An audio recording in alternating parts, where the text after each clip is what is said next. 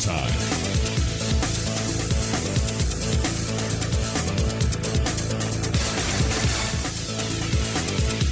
The Barbecue Central radio show will air live at 9 p.m.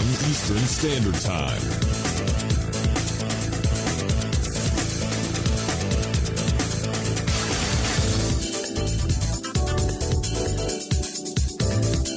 The Barbecue Central radio show will air live at 9 p.m. Eastern Standard Time.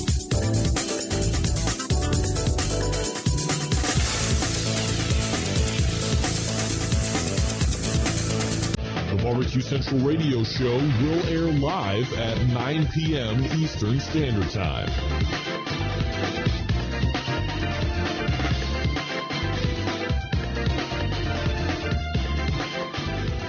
The Barbecue Central Radio. Hey, this is Helen Paradise from SoCal, and you are listening to the Barbecue Central Show. So to get that perfect barbecue, you use wood. Are you sure it's safe? Whatever. We put the lighter fluid on, strike the match, and oh! Should we call the fire department? That might be a good idea.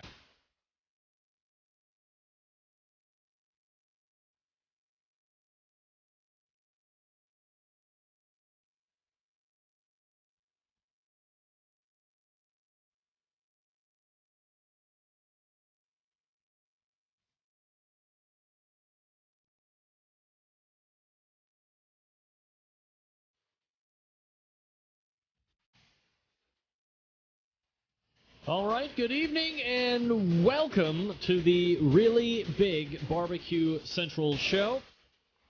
This is the show that talks about all things important in the world of barbecue and grilling, broadcasting live and direct from the Rock and Roll Hall of Fame city of Cleveland, Ohio. It is the barbecue capital of the North Coast. I'm your program host, Greg Rempe. Happy to have you aboard here on your Tuesday. Ooh, sorry about that. Hey, you want to jump in on the show tonight? More than happy to have you. The phone call, 216-220-0966. You can also email the show, Greg at thebbqcentralshow.com, if you are so inclined to take part this evening. Anything else you want to find out about the show can be found at the main website, thebbqcentralshow.com. And here's what's happening, in case you haven't signed up for the newsletter, which you can also do at the main website. At 9:14 tonight... He is on this show semi-regularly, a regional celebrity in Southern California, a guy with his own recurring 3 days a week cooking show, and somebody just like generally talking culinary stuff with Sam the Cooking Guy. Will be on in about 13 minutes from now. At 9:35, a guy that we have on here and there, creator of Grillocracy, which used to be Smokin' to Eye, and I don't know if Smokin' to Eye still actually survives anywhere or if it's gone altogether, what have you. But it's Grillocracy.com. You know, forget about the lists of stuff that you want for Christmas. Clinton Cantwell and I will be talking about stuff that you don't want for Christmas. The holidays, what have you. So stay tuned for that at 9:35. And then we will move into the second hour, and my guest in the second hour, 10:14, is somebody who has risen into the Rocky Mountain area to cataclysmic fame in regards to restaurants on the barbecue scenario. He is a pitmaster of a competition cooking team called GQUE BBQ. Jason Ganahl will join us as well. And then at 9:35, we have the last Can a Freshman Say It before the Christmas holiday.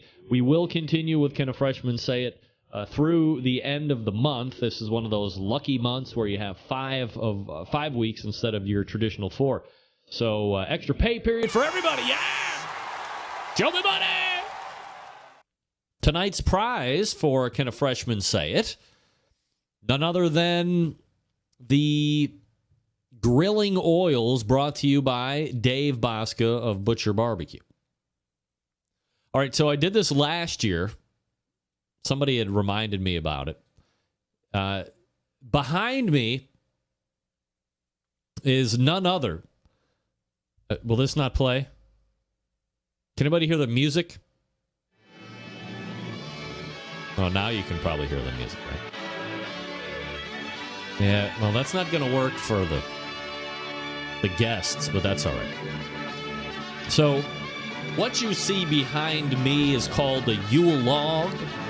I don't know if you guys are familiar with Yule logs per se, but back in New York, where I was growing up as a Ute, Channel 11 and WPIX and 11 Alive on the television used to simulcast this. So the TV obviously had the fire, which is going on behind me, and then there was also the same music that was playing on the television was being simulcast on the radio, and there were no very limited commercial interruptions. I think station IDs, because that's what the FCC requires for the radio side. You got to announce who you are. I think it's at least before 10 past every hour or something like that. That's why all of a sudden you'll hear on the radio, "Oh, you're listening to WKNR 8:50 a.m. WKNR," right around the top of the hour, a little bit past.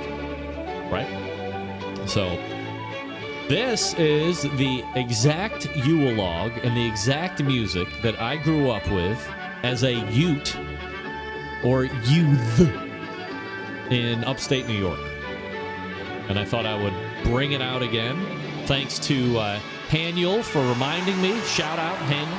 Merry Christmas to you, my friend. So, yeah, there you go. That's our lineup for this evening. Do your social media posts and so forth. Let everybody know that the show is on. We're in fabulous high holiday fashion. Get them on the Twitter, get them on the Facebooks and so forth.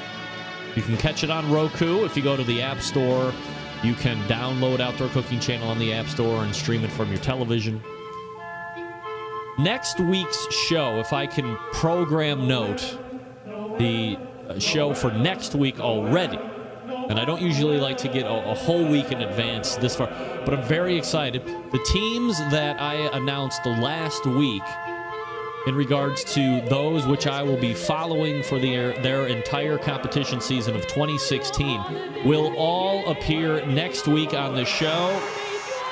We will get background on them. We will talk about what their upcoming season looks like. We'll talk about flavor profiles that they're going to be starting off with. We'll be talking about anything that they might be tinkering with prior to getting into the season that's upcoming in 2016. So all very exciting stuff. Let me tell you something. And I don't want to pull back the curtain too much, but when you're hosting a show and you're giving your opening talking points and all, and you have holiday music blasting in your ear, it's kind of annoying. Merry Christmas, everybody. So we have the 3 teams that I'll be following all next year on this show next week. So tune in, especially if you're not familiar with them.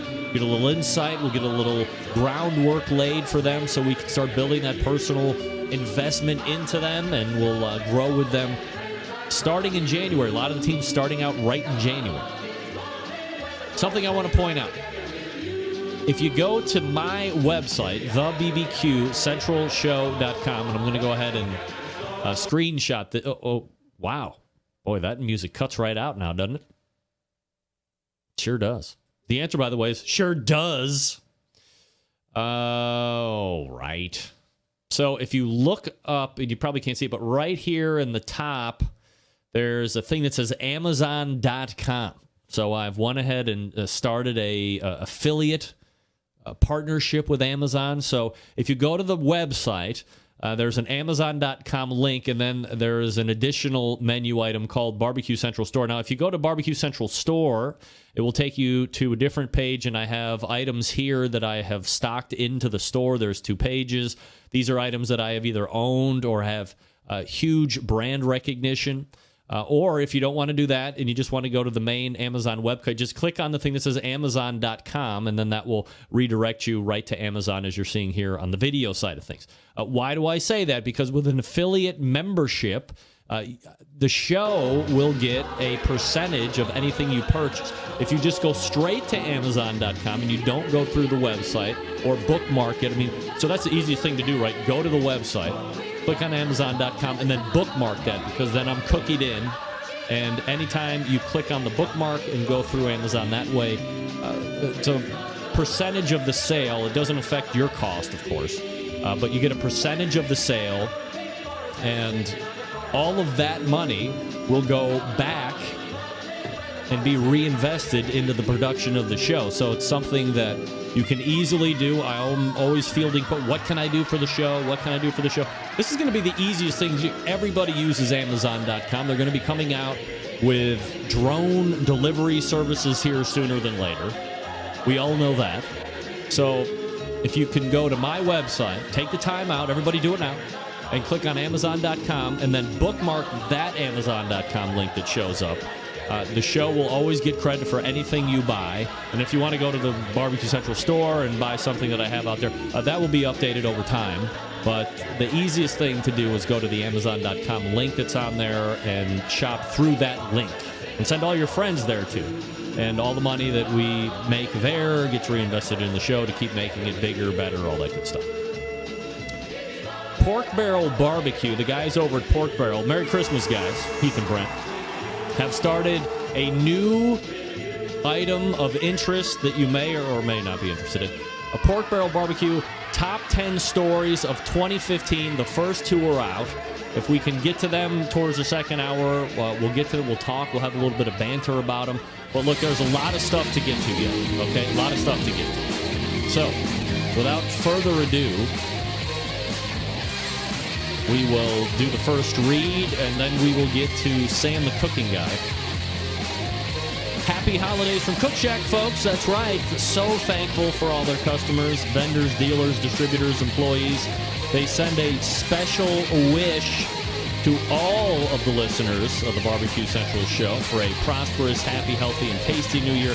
Cookshack manufactures electric smokers, pellet-fired cooker ovens, pellet-fired charbroilers, and pellet grills. They also sell accessories, sauces, rubs, woods, and pellets to use in the ovens and grills. With a variety of sizes and styles, Cookshack can fit the needs of any customer or business. Cookshack provides commercial and competition cooking classes, online recipes, a video cooking classroom as well. Check out the website, cookshack.com, and pelletcooker.com.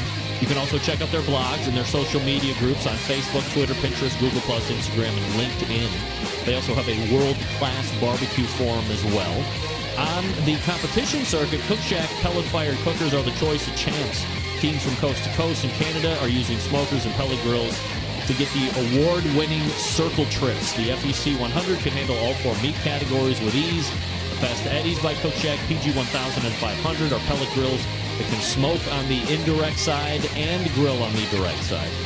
Your purchase comes with Cookshack's unconditional 30-day money-back guarantee. What does that mean? It means you can cook on it all you want, and if you don't like it after 30 days, you send it back.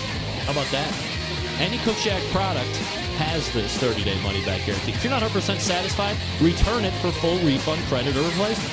Cookshack's dedicated to crafting smoker ovens for genuine pit barbecue and wood-smoked foods. They continue to develop and improve their products with an inspiration of smoking made simple. That's their deal. Smoking made simple.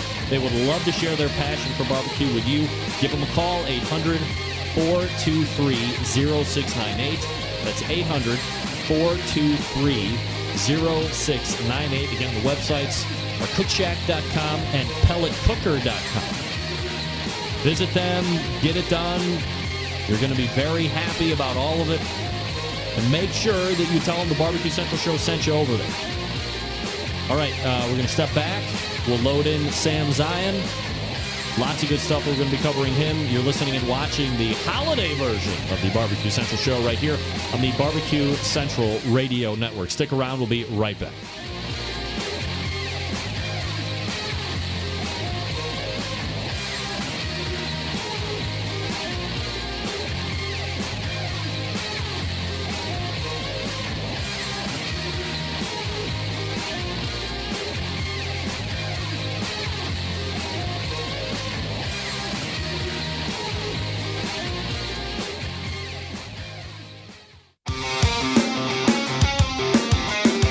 Broadcasting live from the Barbecue Central Radio Network studios in Cleveland, Ohio. You're listening to the Barbecue Central Radio Show. Once again, here's your host, Greg Rempe. All right, welcome back. This portion of the Barbecue Central show is being brought to you by Green Mountain Grills, manufacturers of some of the best pellet cookers out there on the market today. If you're looking for a big cooker to house a lot of food, they got one for you. If you're looking for medium-sized cookers, they got you covered there too. Something to take on those tailgates. Yeah, they got those as well. They can also supply you with pellets to fire those cookers. Check them out online at greenmountaingrills.com. Look for dealers in your area as well. They do have the brick-and-mortar dealers. I love my Green Mountain Grill. You can love yours as well. Yeah. All right. Joining me now for a little holiday talk is not currently there. Watch out. Make sure my on-air sign is on here. There we go. All right, as I was saying, joining me now to talk a little last-second holiday shenanigans, tomfoolery, and or otherwise, is a TV show host, a cookbook author, and a guy on the internet that hosts his own cooking show 3 days a week. Let's go ahead and race over the hotline and welcome back. Friend of the show, Sam Zion, joining me here. Sam, how are you, buddy? You know how I am. I'm great. Wait, can you see me? No, I've seen wires. What do you see? It's bizarre. Wires? Looks like it's underneath How is that something. possible? I don't know. Oh, I know. Hold on one sec. Hold on. No, sorry. My bad. I know what that was. That was something that fell earlier, and I didn't think it did. And where's Max when you need him? Cut it out, man. Man, oh man, can't go anywhere without that guy. Hey, look, there he is, Sammy. There we go. All right, so let me first say that hopefully your Hanukkah was good. It's awesome. Yeah, I was not really here for it, but it was fantastic. So what like where were you? I was in Beijing. Really? Yeah. Wow. What kind of Hanukkah's going over in Beijing? Is there a lot of Hanukkah going over in Beijing, or not any Hanukkah? No, there's no Hanukkah going in. I mean, I didn't find it. If it was there, it wasn't in front of me anywhere that I went. All right. So when you're in a different country, China nonetheless, how do you celebrate Hanukkah the right way? It's difficult. You celebrate it on the phone or on Skype with family. That's really the only way that you can do it. And this was a work thing for you to be in China? I didn't have time to search out, a synagogue or a group that might celebrate it sort of my way. So I'm just, look, when it comes to religion, and I don't know how you or your viewers feel, but I feel like it's like what's inside you. Not, you don't have to do the stuff to be religious. I'm Jewish, and I feel like it's more important what's in my heart than what's in my stomach. And for Jews, that's important because there's a lot of kosher stuff going on, and that's not what I do. Yeah. But I don't think, not eating pork or stuff like that makes me Jewish or not Jewish. I think what makes me Jewish or a good person in my religion is doing the right things, being mindful of other people in the world and taking care of older people and being a good person and donating to charity and stuff like that. That to me is the important stuff that makes you part of any religion. I don't care what the religion is. I don't care if it's, Muslim or Protestant or Jewish or Christian or whatever. That to me, it's just the heart part is what is important to me.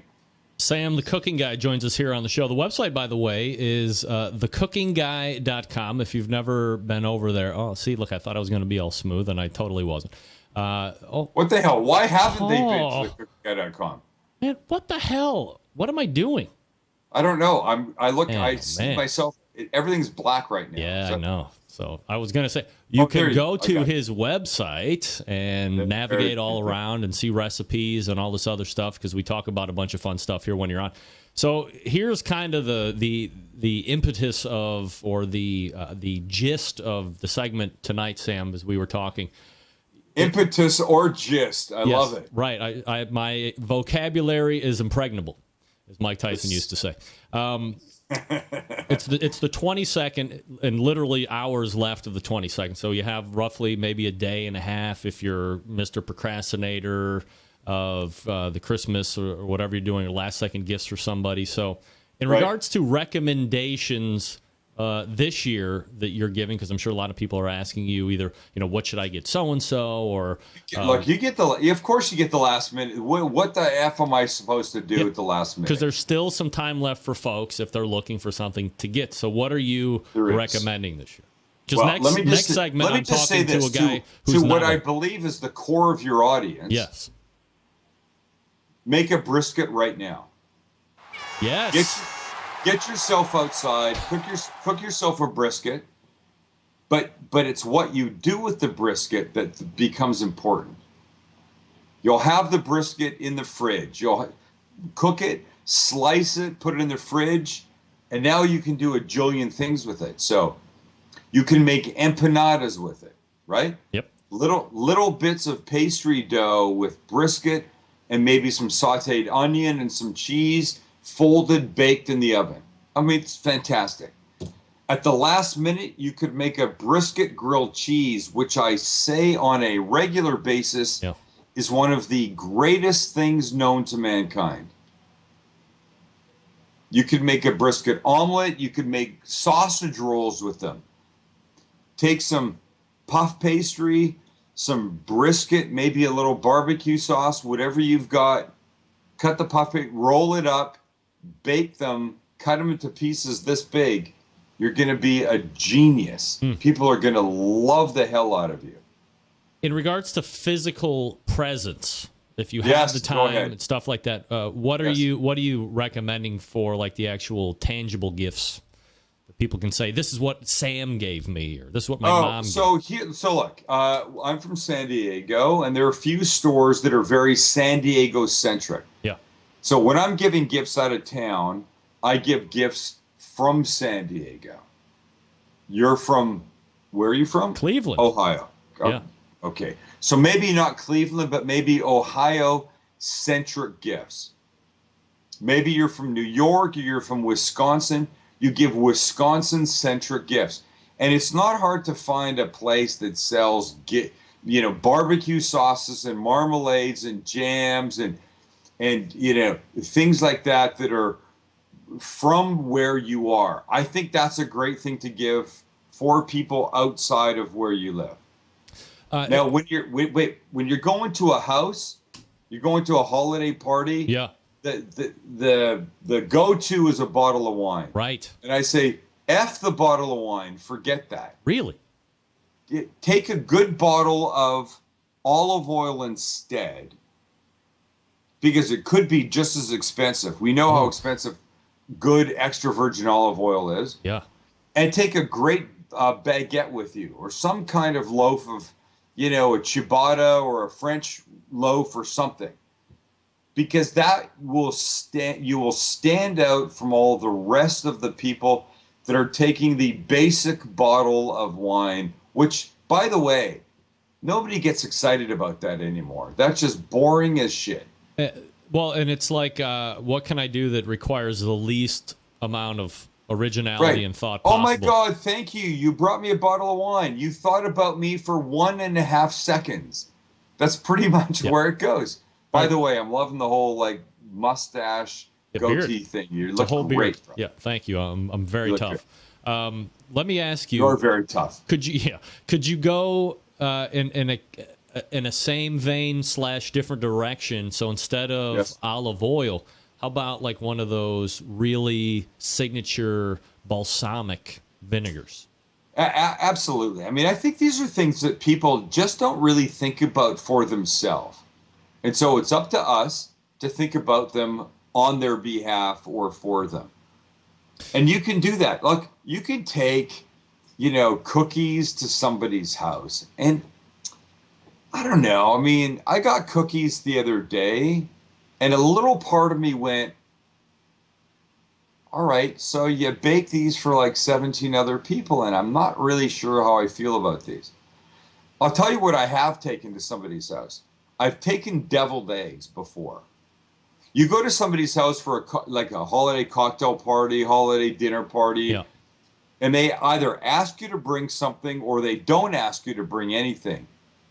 I show up with deviled eggs. I've already talked about the brisket.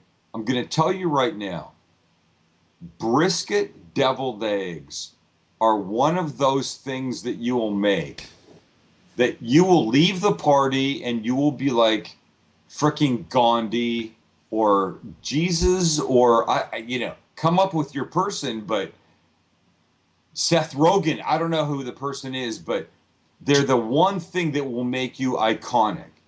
Is deviled eggs, is that a tread lightly kind of thing, or is that, at least in your reference, is that kind of a widely accepted, people are going to love deviled eggs? There's no. I've not met a person that doesn't like deviled eggs.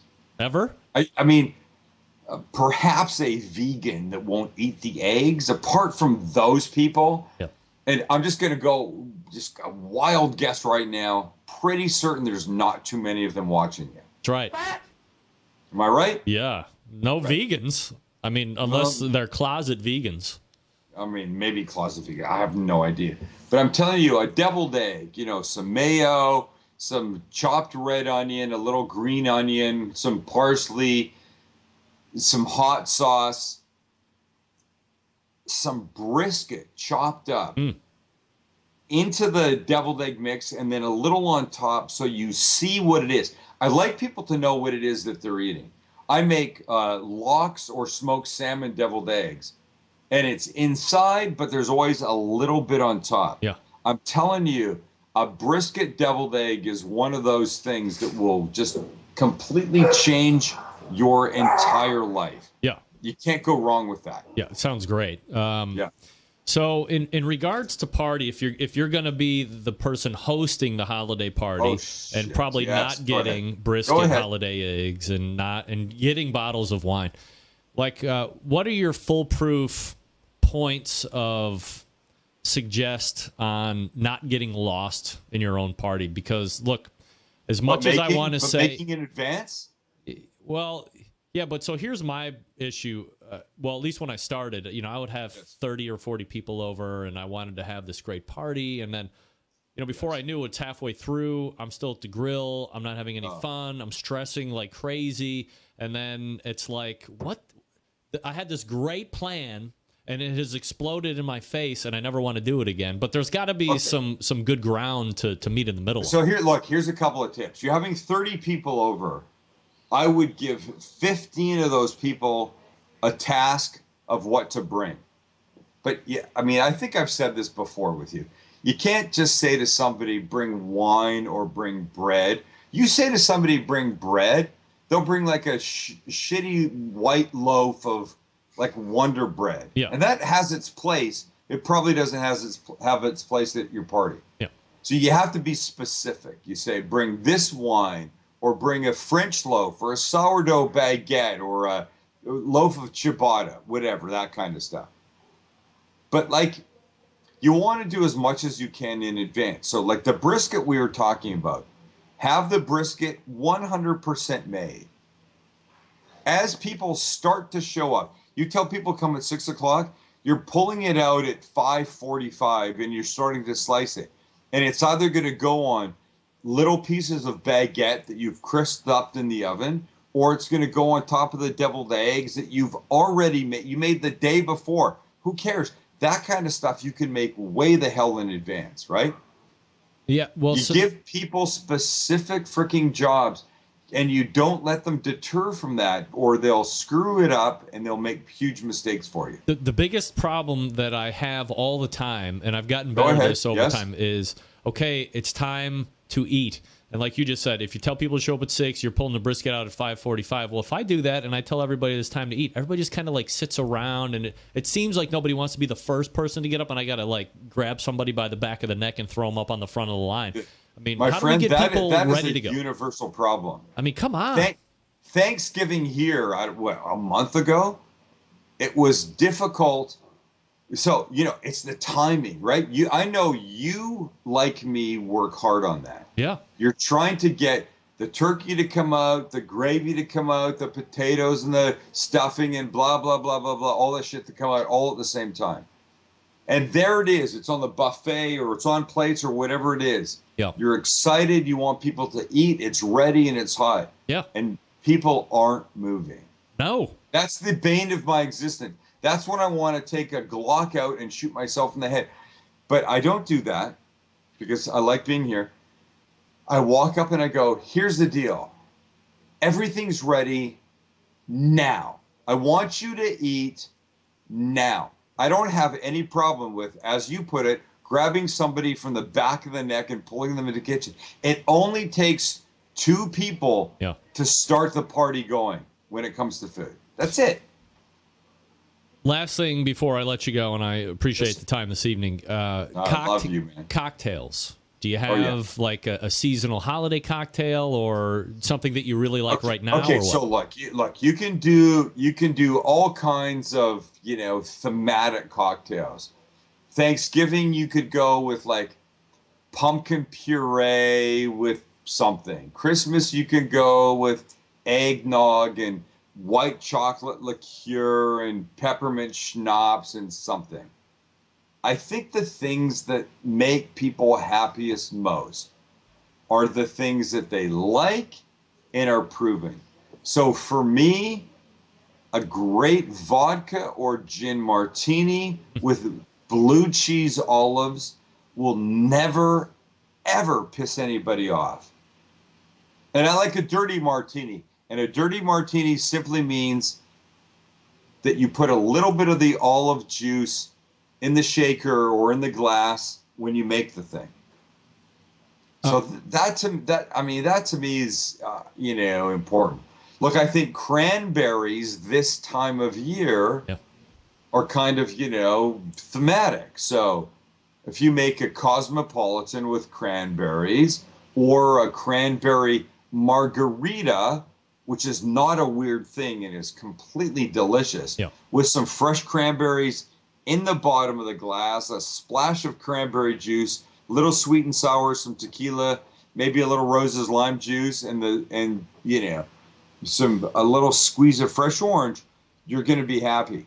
Can men drink cosmopolitans? Oh, absolutely. In secret, or can you do it out in public? No, not in secret. Here's the way a man drinks a cosmopolitan. Allow me to build it for you with my hands. Yeah.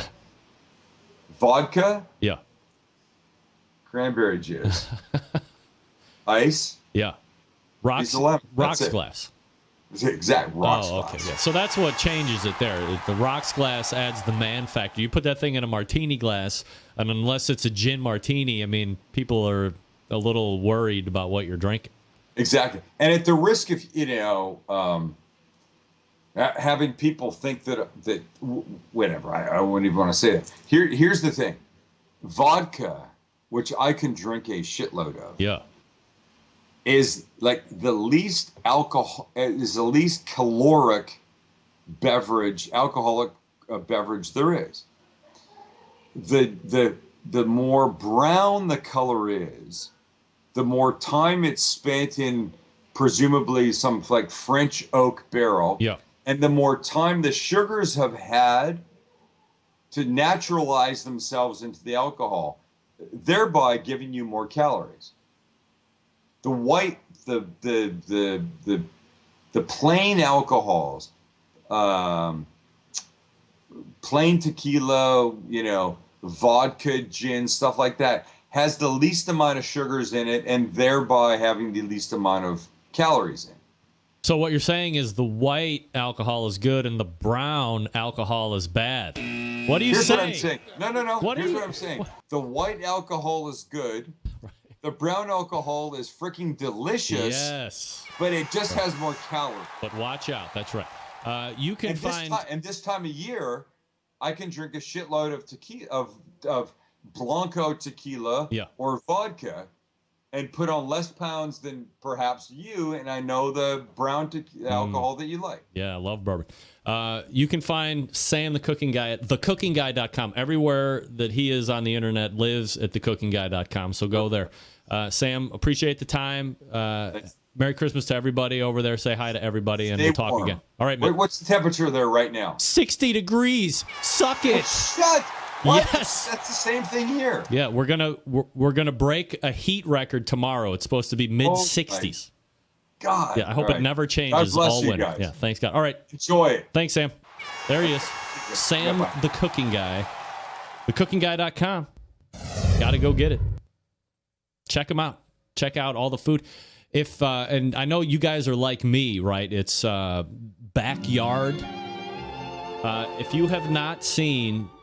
And I'm sure you haven't, but if you go to thecookingguy.com and there should be something that says backyard, first day in the backyard or something like that. He's had a complete redo of his backyard, and he has a grill and a sink and the whole eating area. I mean, it is palatial to say the least. When you're a 13-time Emmy Award-winning TV host, you have that backyard. It's awesome. So awesome. I got to get out there. He's got to invite me out so I can hang. All right, guys, let me talk to you quickly before we get to Clint Cantwell.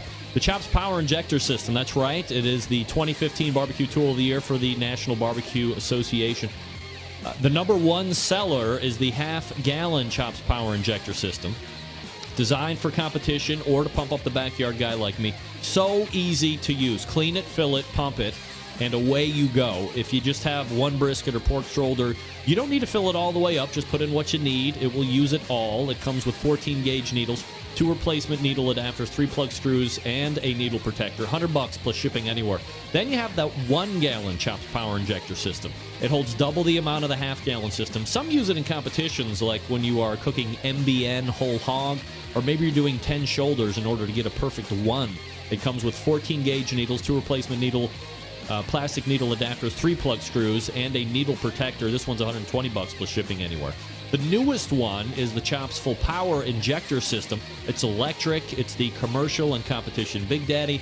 It's not a holding tank, but a 3.5-foot pickup tube that you can put in any size container. That's right, from a few ounces to a 55-gallon drum. It was originally designed for Chef Rob at the Best Barbecue Restaurant in Kansas City, and he said time and time again that with the Chops Full Power Injector System, his briskets are better than ever. It comes with metal needle adapters, 14-gauge needles, 3-inch 12-gauge needles, 2-inch 11.5-gauge needles, 3 plug screws, a needle protector. It's $325 plus shipping anywhere. A number of the top pit masters in the world are using Chops Power Injector System every day to make their barbecue better than yours. Here's the thing. We live in a foodie world. There's got to be flavor in every bite. This is how you're going to do it. This is how you do it fast. It's not just for meat. Alcoholics, pay attention. You can inject your fruit with liquor with the Chops Power Injector System. It's made in Kansas City, Missouri, USA. Hand-assembled right there. Extra accessories, you want them, they got them. You want to shoot medium ground spices, they have you covered for that. They have 2, 3, and 4-inch 12-gauge needles. Also, they have 2-inch closed-tip needles, perfect for shooting fatty meats to keep from plugging up the needles with fat. They sell replacement stock needle adapters and plug screws. They have a great upgrade. You can make your Chops Injector bulletproof with metal needle adapters. BarbecueKansasCity.com. That's BARBEQUE. BarbecueKansasCity.com. If you order in the next couple days, tell them you heard about free shipping here on this show. Mention free shipping in the comments or email Dan Uladal, BarbecueKansasCity.com. Tell them free shipping. Clint Cantwell out of the break.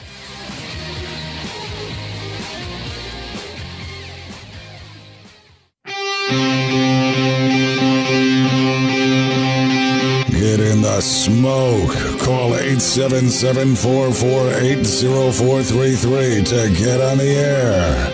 Now, here's your host, Greg Rempe. All right, welcome back. This portion of the show is being brought to you by iGrill, makers of the most advanced Bluetooth grilling thermometers anywhere. You can monitor what you're grilling up to 150 feet away using your iOS or Android device. This month only, receive 15% off your order if you use promo code CENTRAL, CENTRAL, iDevicesInc.com, the letter iDevices, INC, iDevicesInc.com. That's the place you want to go, and don't forget to use promo code CENTRAL when you are checking out. Be sure to do that. Everybody wants to save money, right? Of course. All right. We talked a little bit last segment about items that you want to have, right? Right. However, inevitably during the course, especially like this time of year, you wind up with regret and other such bad feelings because somebody got you some crappy gifts, and we're going to try and make sure that you are not in the same boat as best we can. I know it's late, right? But we're going to try.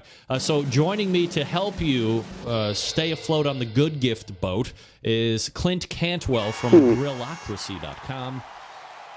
Clint, how are you, buddy?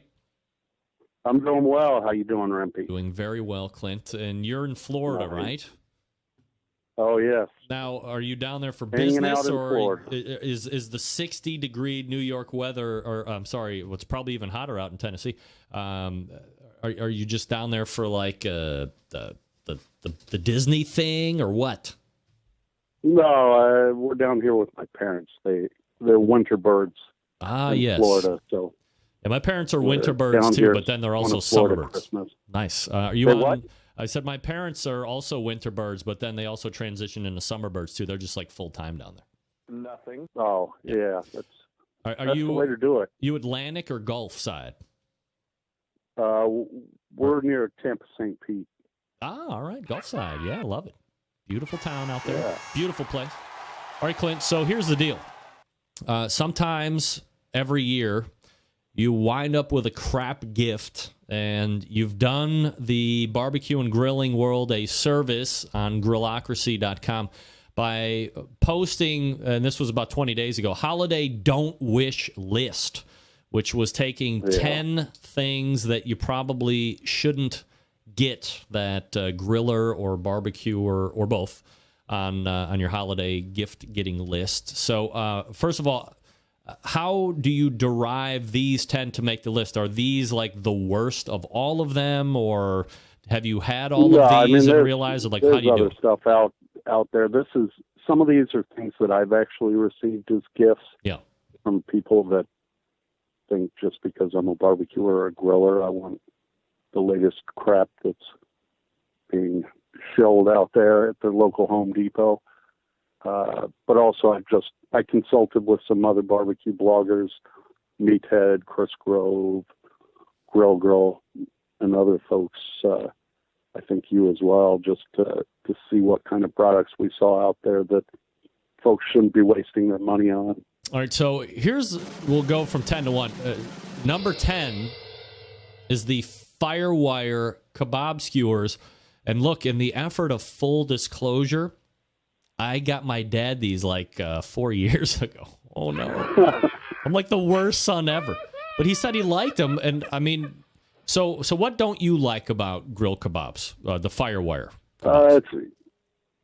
Just the whole flexibility of it annoys me. I don't do a lot of kebabs personally, but if I'm going to do kebabs, I want some degree of control. I don't want all the stuff rolling around and cooking unevenly. I prefer taking 2 of those disposable bamboo skewers and skewering everything so it's nice and flat. The things don't spin on the skewer, and get all sides done uniformly. This is more like a jump rope with a bunch of meat and vegetables crammed on it. Now I'm gonna attempt to wow, that's weird. I want to show everybody what we're looking at here. All right. It's kind of like a what do you call those things? A demonstration. All right, so here's the Firewire kebabs, everybody. There it is. Yep. All right, so number 9 is the Barbecue Dragon Tell us about the barbecue drag. Yeah, and I actually received one of these in the mail, and it's funny, some of these products you actually see on the holiday gift lists on different blogs.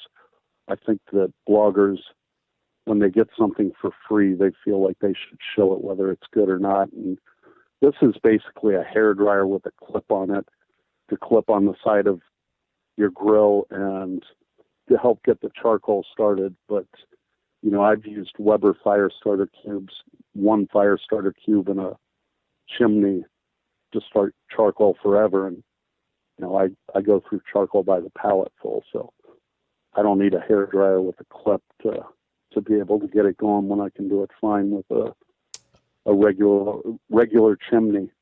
As I'm sure you know, because you're a big fan of the show, I had one of the creators on the show as well. Oh, my God.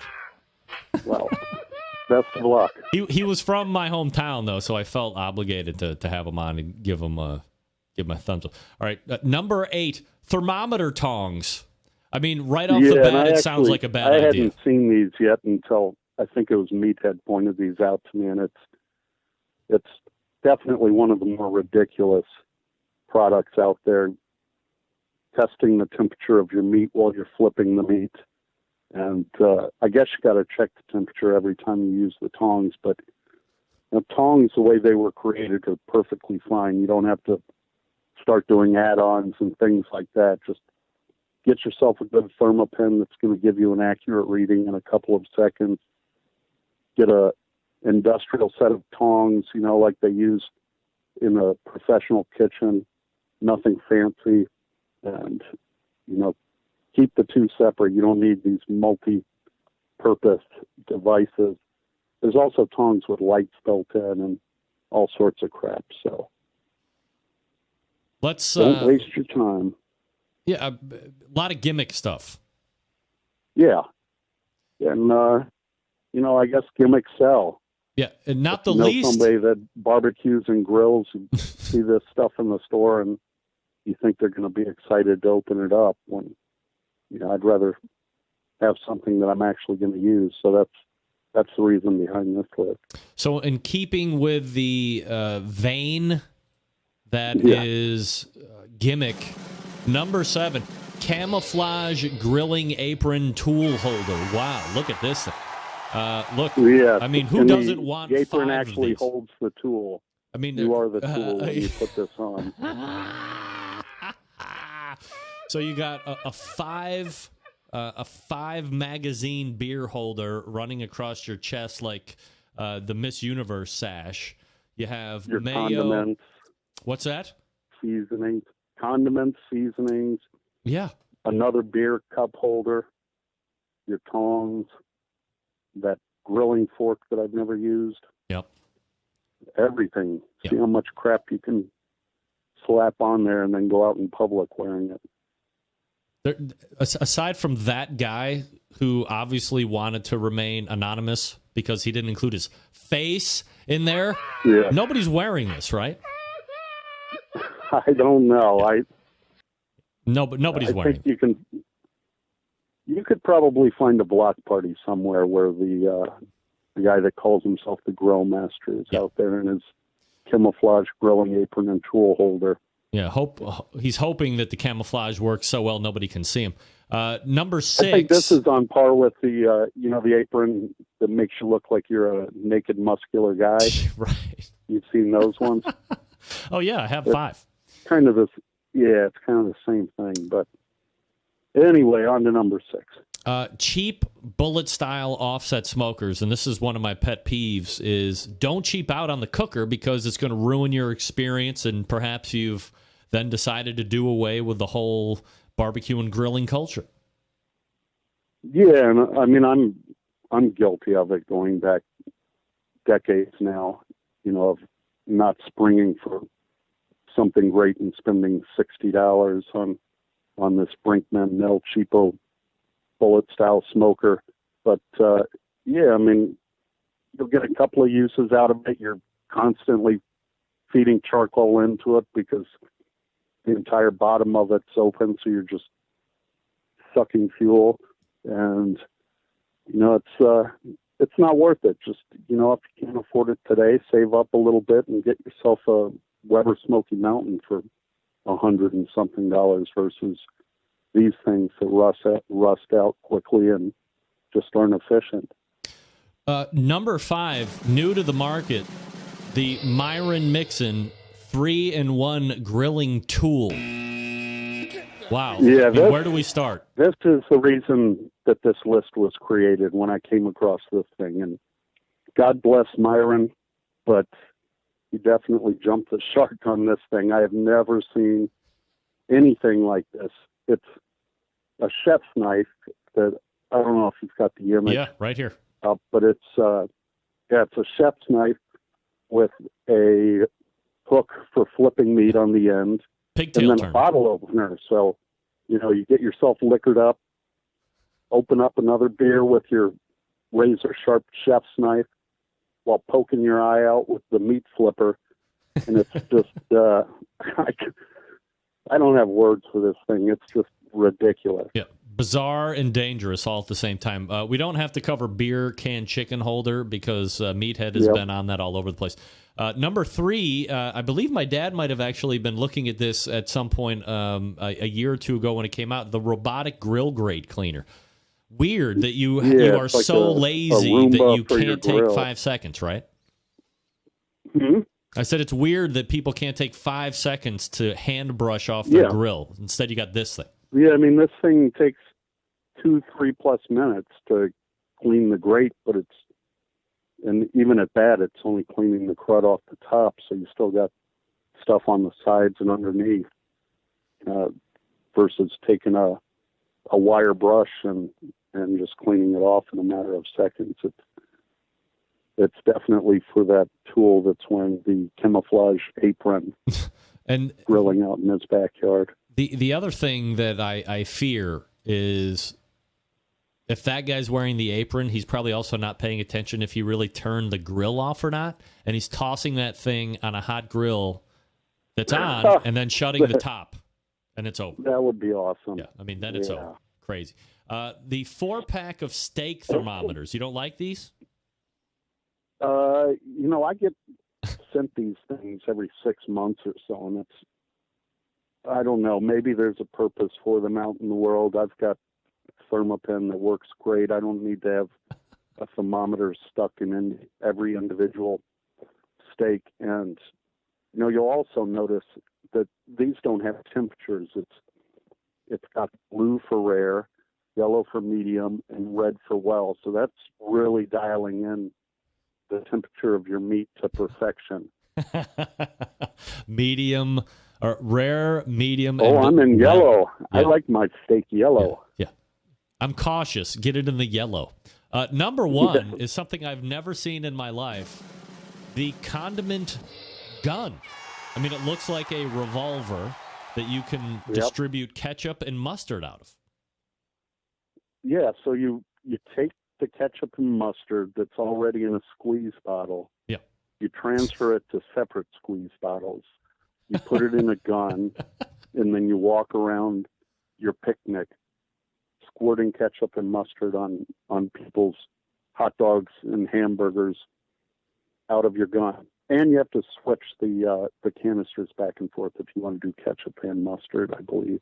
Well, no, you get 2 guns, right? You buy 2, and then you I have... guess, you could, and then maybe do an add-on on your camouflage apron. Yeah. So you got the holsters on the side. The business relationship that hasn't happened yet, like you said, is camouflage apron, and these guys getting together and doing like either inside the jacket armpit holster or going, side saddle Western holder, because it is a revolver, for crying out loud. Yeah, so if the creators of the condiment gun are out there, me and Rempy get credit and a percentage if you work out this. That's right. This cross deal here. I think these the owner of the condiment gun and the owner of the camouflage apron are going to be the next guys we see on Shark Tank. Yes. Yeah. Craziness. Grillocracy.com is a website that talks about barbecue and grilling and recipes And Clint is a fabulous writer. It's the People's Republic of Smoke and Flame, for crying out loud. What are you waiting for? Get over there and check out his posts. I mean, let's go. Clint has got his finger on the pulse. Also, are you still in the PR situation? I am, and editor of Kingsford.com and oh my Lord, a bunch of other stuff, so I'm busy. All right. It's going to be a good year, Rempy. Big year of 2016. 2016 is the year of barbecue and grilling. If it's not already big enough. Yeah, biggest single prediction of next year, Clint. Yes. I went out there on a limb, but I'm going to do it. So. All right. And bacon's going to be big. Bacon is going to be big. Yeah. All right. Well, I don't know if that's possibly. I think everybody hates bacon, but I mean, stranger things have happened. Again, you can find Clint at Grillocracy.com. Clint, always appreciate the time, man. Thanks for coming on. All right. Happy holidays, my brother. You too, man. There he is, Clint Cantwell, doing it right, telling everybody if you're gonna do the grill gun, then if you're gonna do the grill gun, you might as well get the apron, right? I mean, let's not fake it. Get the grill gun, for crying out loud. All right. We're going to wrap the first hour after this. Diane, that's sarcasm, by the way, bacon not being big. Let me talk to you for a few minutes about the longest-running sponsor of the show, located in Warminster, Pennsylvania, the BBQ Guru gang. If you've been thinking about automatic pit temperature control devices for your cooker, stop here. These are the guys that created it all. Creators of this technology. Why would you buy from any other company? I don't know. If you're not familiar with how they work, I'm not going to get into the dissertation here, but imagine a product that allows you to set your pit temperature. And once set, keeps it running at that set temperature all the way through the cook. Sounds too good to be true? It's not. It's real life. You can take advantage of this technology today because, hey, maybe you're a busy working professional, or perhaps you're constantly on the run with kids and doing errands. And quite frankly, you just don't have that time to set around and tend the pit temps. I get it. The Guru allows you to throw on a pork butt, a brisket, a couple slabs of ribs. You're off to do whatever it is you need to get done. The Guru maintains that pit temperature you set it at. A couple of the different models that I mention each and every week. The CyberQ Wi-Fi. So if you have access, well, I think it's both. It generates its own Wi-Fi signal that you can hook up your smart device to, or if you have it loop through your own network, you can connect your smart device to the CyberQ Wi-Fi, and now you can monitor the temperature of the pit right there from any smart device you have it hooked up to. A laptop computer, a netbook, a tablet, your phone, you name it. You don't even have to get out of bed anymore to check internal temperatures of your meat and your pit temperatures, and you can make adjustments right there on the fly. On the other side of the spectrum, you have the Party Q. It's $149 for most cookers. It's the easiest point of entry for pit temperature control devices. A self-contained package that runs on AA batteries. It can go from cooker to cooker to cooker. It's fabulous. If you're in the market for a cooker, Onyx Oven is still doing it for a lot of people out there, both in the backyard and in the competition scene. Fully insulated, holds a ton of meat, accommodates the half and full pans for food service. Working seamlessly with any of the BBQ Guru pit temperature control devices. Head on over to thebbqguru.com and check out their products. If you have any questions about what to order, call them directly, 800-288-GURU. They will make sure you're outfitted with exactly what you need to get you up and running right out of the box, 800-288-GURU. Or the website, thebbqguru.com. The BBQ Guru continues to be a breakthrough in barbecue technology. I need to find earphones because my little earpiece battery is dying, and I'm not going to be able to hear in 5 seconds. But we will wrap the first hour right after this. Stick around. We'll be right back.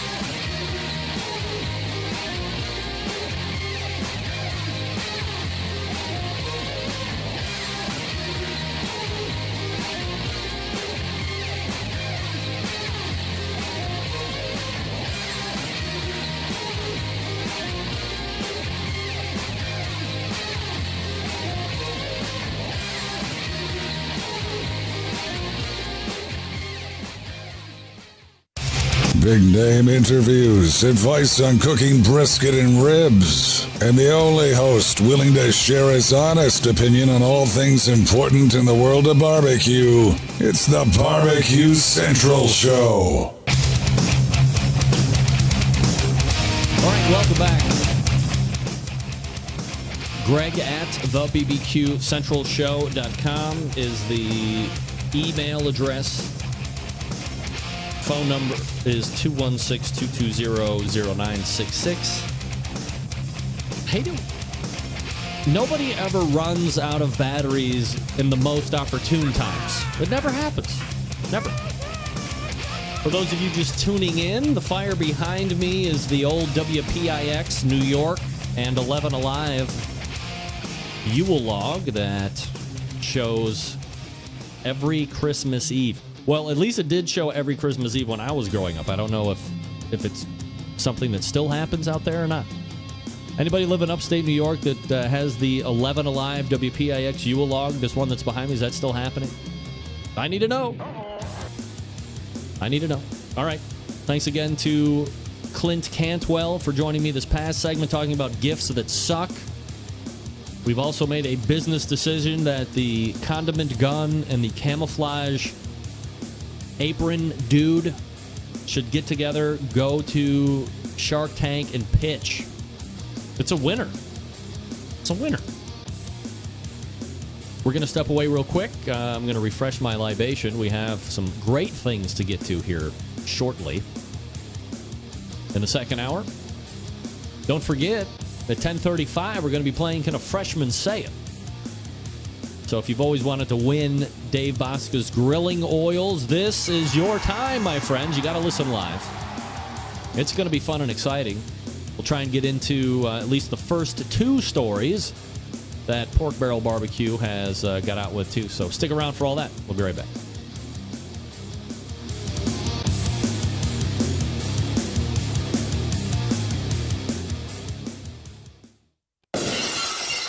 Hello, everybody. This is Gary Vaynerchuk, host of Wine Library TV, a.k.a. WLTV, and this is BBQ Central.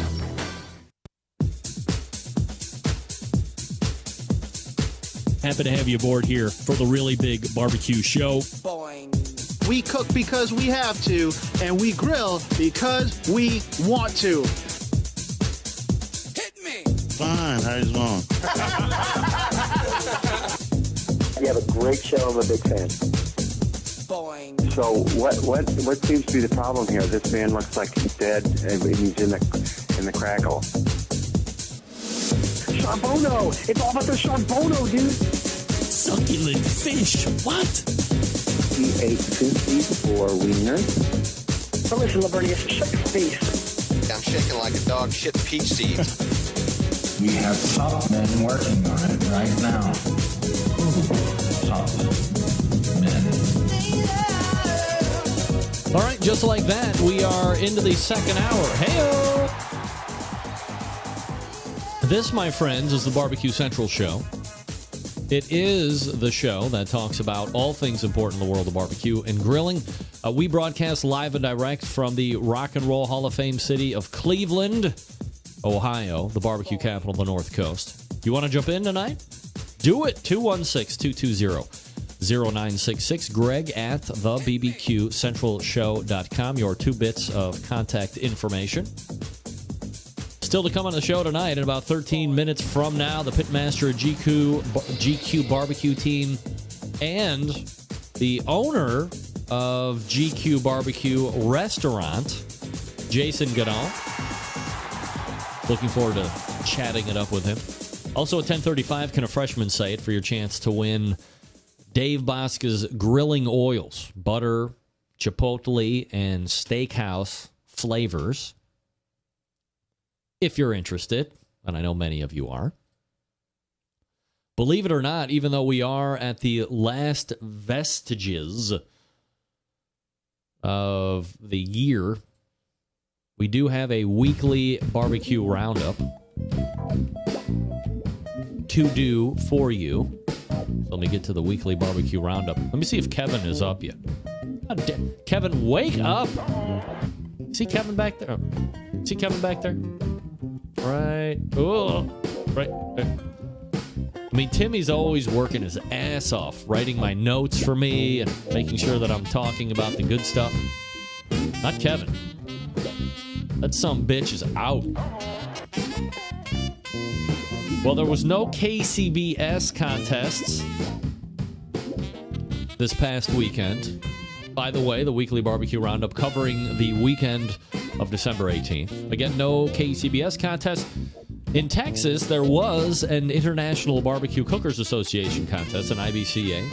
The Burt Ogden Mission Cowboy Christmas Cook-Off in Mission, Texas, winning that one, Killer VCs. Congratulations to Killer VCs.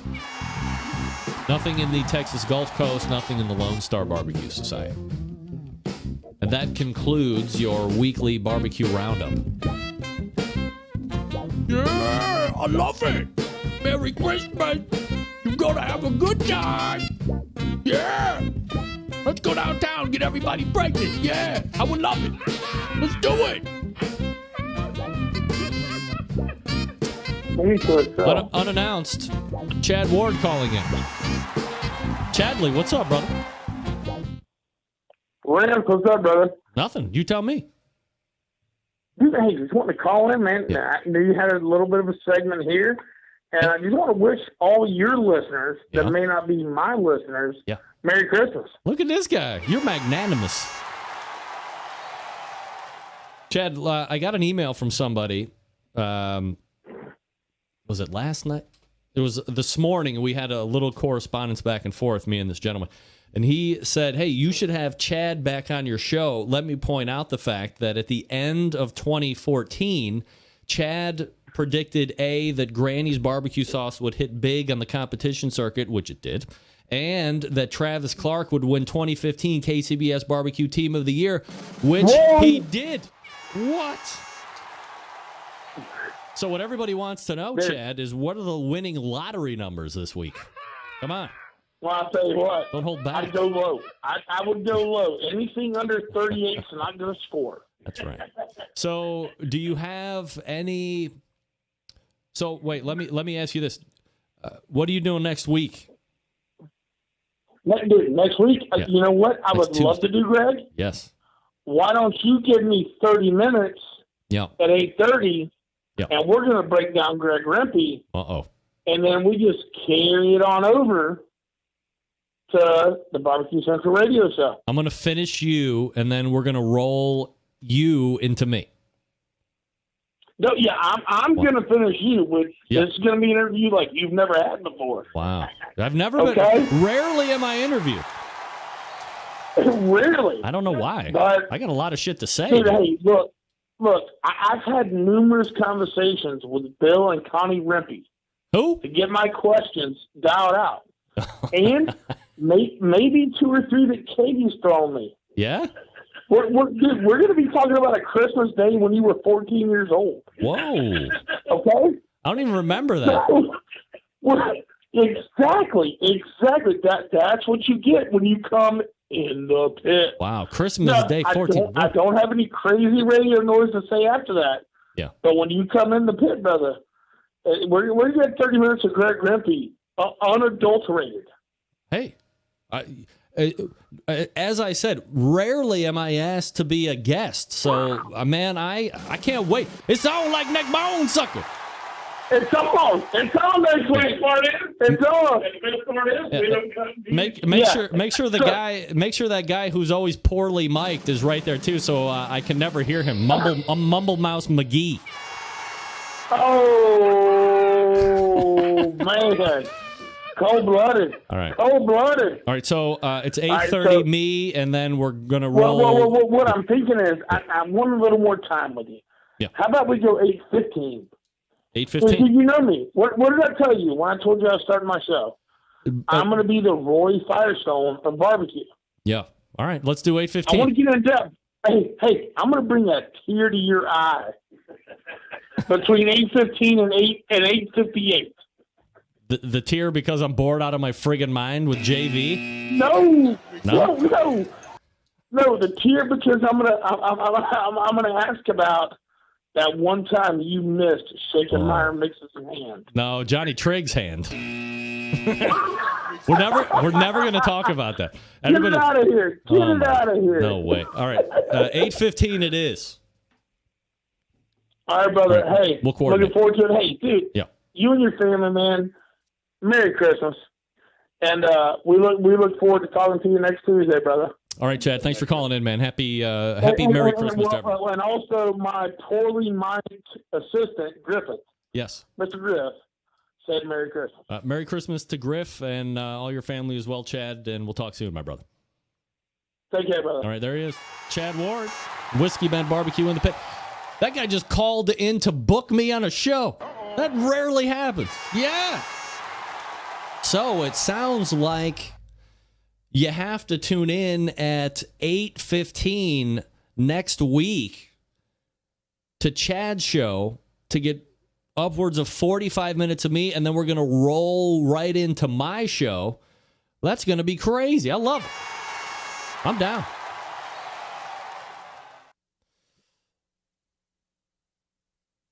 Here's even better news, because I know you couldn't possibly believe that there is better news than me being on Chad's show next week for upwards of 45 minutes.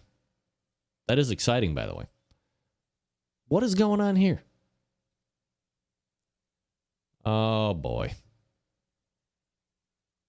All I want to do... Yeah, no, Matt, I mean, yeah. Sorry, Matt Boer is correcting me. Sorry, Matt. Tune in at 7 on Outdoor Cooking Channel. Take in the whole show. But the show starts at 8:15. This is what I'm saying. Okay? See, this is what I'm saying. Well, something terrible has happened with this story, and I'm not going to be able to tell you about it. All I can tell you is this, that farting is good for you and people around you. But I can't get in depth with it because for some reason that isn't going to work for me tonight.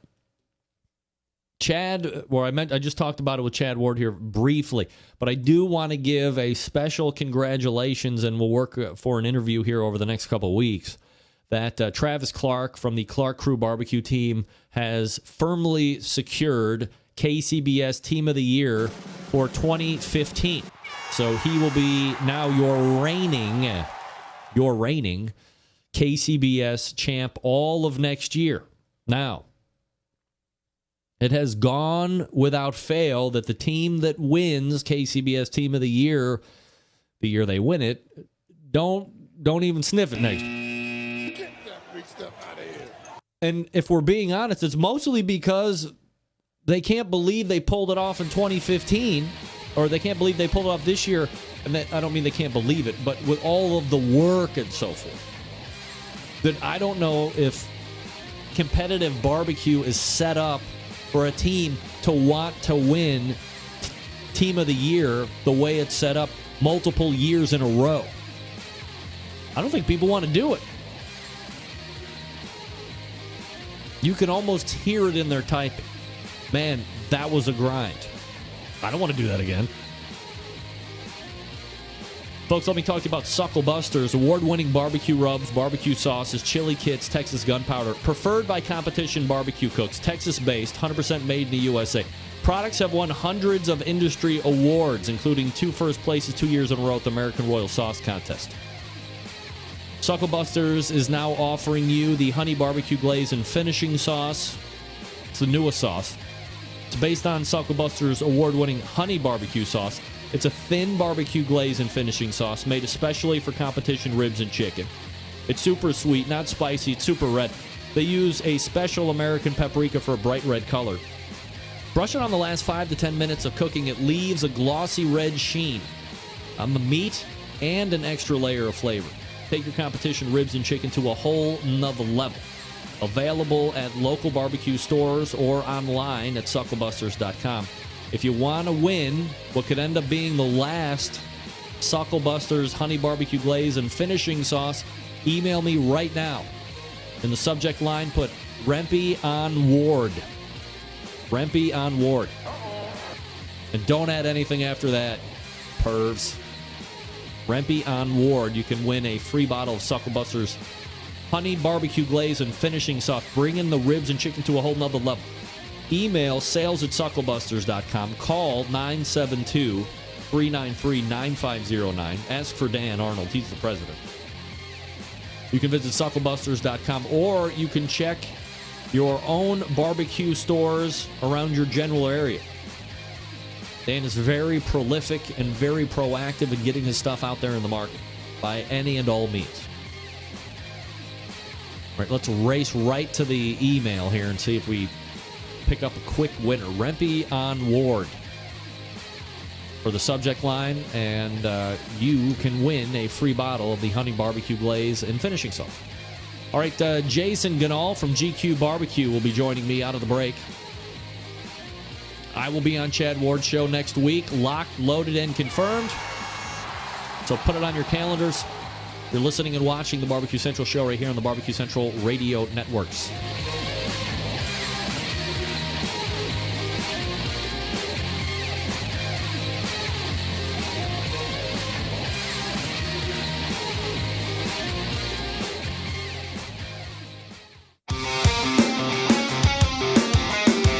Broadcasting live from the Barbecue Central Radio Network studios in Cleveland, Ohio.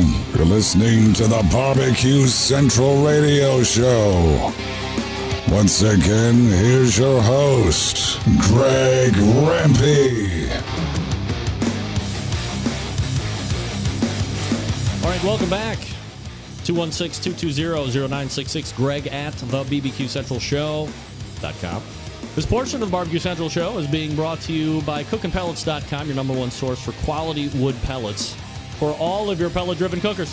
Visit CookinPellets.com for more information or to purchase. You can also visit Amazon.com as well. And use the link on my friggin' website. Hook a brother up. Amazon.com. Or CookinPellets.com. Amazon.com sometimes blows out shipping like a mother on those cooking pellets, so be aware of that. Please. Hey, are you an award-winning competition barbecue cook and have nothing better to do than jump in the foray of risky business? My next guest does. Jason Ganahl of GQUE BBQ. Jay, what's up, bro? Oh, damn it. Sorry, wrong level. Go ahead. I'm sorry. What's up? What's up, Rimpy? Yo. So what are you up to? Oh, not much. I took a long nap. Just woke up a little bit ago. So here's what I love about Jason Ganahl and anybody else that's done this. So, I'm going to generalize here, but barbecue guys practice the craft and they get really good at it and they make really good food. And so that's me, let's say. And then there's another section of me, guys, that take it to the next level, which is competition. They get really good at it and they win and all that stuff. So that's you. And then there's like this whole other section of guy that was good in the backyard, good in the competition scene, and then they decided to take it to a restaurant level, which is like a whole different situation of food prep and like how you're going to be cooking stuff. And there's a whole different dynamic that we're going to be talking about here that it scares me for you, and you're the one with all the risk and all the stuff. So here's the first question to lead off. When you are competing and you're doing very well, are you constantly thinking, or perhaps when you were competing starting out, did you think, I want to turn this into restaurant at some point down the road, but I need to solidify the competition side before I take it to that level? Yeah, I never thought about starting a restaurant. Never? Just kind of, no, I actually, not when I started competing, I didn't. Yeah. The idea of opening a restaurant probably entered my mind probably about 2 years ago, 2.5 years ago. So who do you have to sell? Because, I've said it 100 times here on this show, the food business or the restaurant industry is very volatile. And then you throw in the fact that it's a barbecue restaurant, and that probably amps it up, 5, 6, 7 different times. So who do you have to go around, within your circle to kind of get buy-in from and support that risk that you're going to take? There's one person that was at the top of that mountain, and that was my wife. That was the first person I had to get the green light from. And then after that, obviously you had to create the resources to be able to do that. And then I just went out and found people a lot smarter than me at starting a barbecue restaurant and really tapped into them. And what's awesome is we've got such an awesome community of barbecue people and a lot of successful people that have already paved the way. And I just kind of followed what they did, and they were very, very helpful in answering my questions and being receptive and responsive over email or over text or over a phone. And a combination of all of those things and all of those forces and just timing and everything just led to where I'm at right now. If you could let me in just a little bit on the conversation that you and your wife have, because I have to imagine that, to a certain degree, she probably is like, well, I'm hearing what he's saying and I can't say no, but I mean, was there a sell job on your end, or was she like, yeah, let's do it? I mean, if this is what you want to do, let's do it. I mean, you guys got kids and you got the house and all this other stuff. So, I mean, there's a lot of things to really consider. So I'm very interested in, how the whole mulling process goes. Sure. Well, my wife is a female version of myself, so it really wasn't that difficult. This is the third business I've started. My wife has started other businesses herself. So we're all very supportive of each other. And whenever we got an idea, we're not ones that kind of talk about how it won't work. We talk about how it will work and stuff. So I knew I had to kind of get her on my team, which she is already on my team. It's just more of, like you pointed out, with the kids. I mean, we've got 3 kids, so it's more how are we going to manage that? So that's how we kind of created our plan. And then it was really, where's the money going to come from? So then we created that plan. And after that, it was just then assembling kind of a team of advisors to kind of really help me with all the parts that I don't know, which was about 90 to 95% of it. And then it's just executing the plan. Is your financial side of it, did you get like angel investors, or did you guys just create capital on your own, or, like how does that work? I completely liquidated everything I have. Really? So when I say every chip I own is on the table, literally every chip I have is into this restaurant. I had a 401k, I had an IRA. There's a really cool program out there where you can not pay penalties and taxes on that and move that over into starting a business. And then your actual 401k actually owns the business. So I did that. And then I maxed out 2 credit cards. And then there's a really cool nonprofit organization here in the Denver area called the Colorado Enterprise Fund. I got a huge chunk of cash from them. And then as a backup, I got a line of credit from Chase, my bank, as well too. Wow. So, I mean, I mean, it's very important to me not to have, I've heard so many stories from different people, and having, I guess, been doing other things too, not to have someone else. If I'm going to sink the Titanic, I want to sink the Titanic myself. I don't want somebody to sink it for me. Yeah. So it's really important for me to do this without having anybody else tied into it with me. But I mean, you're literally leveraged up to your eyeballs on this type of a thing.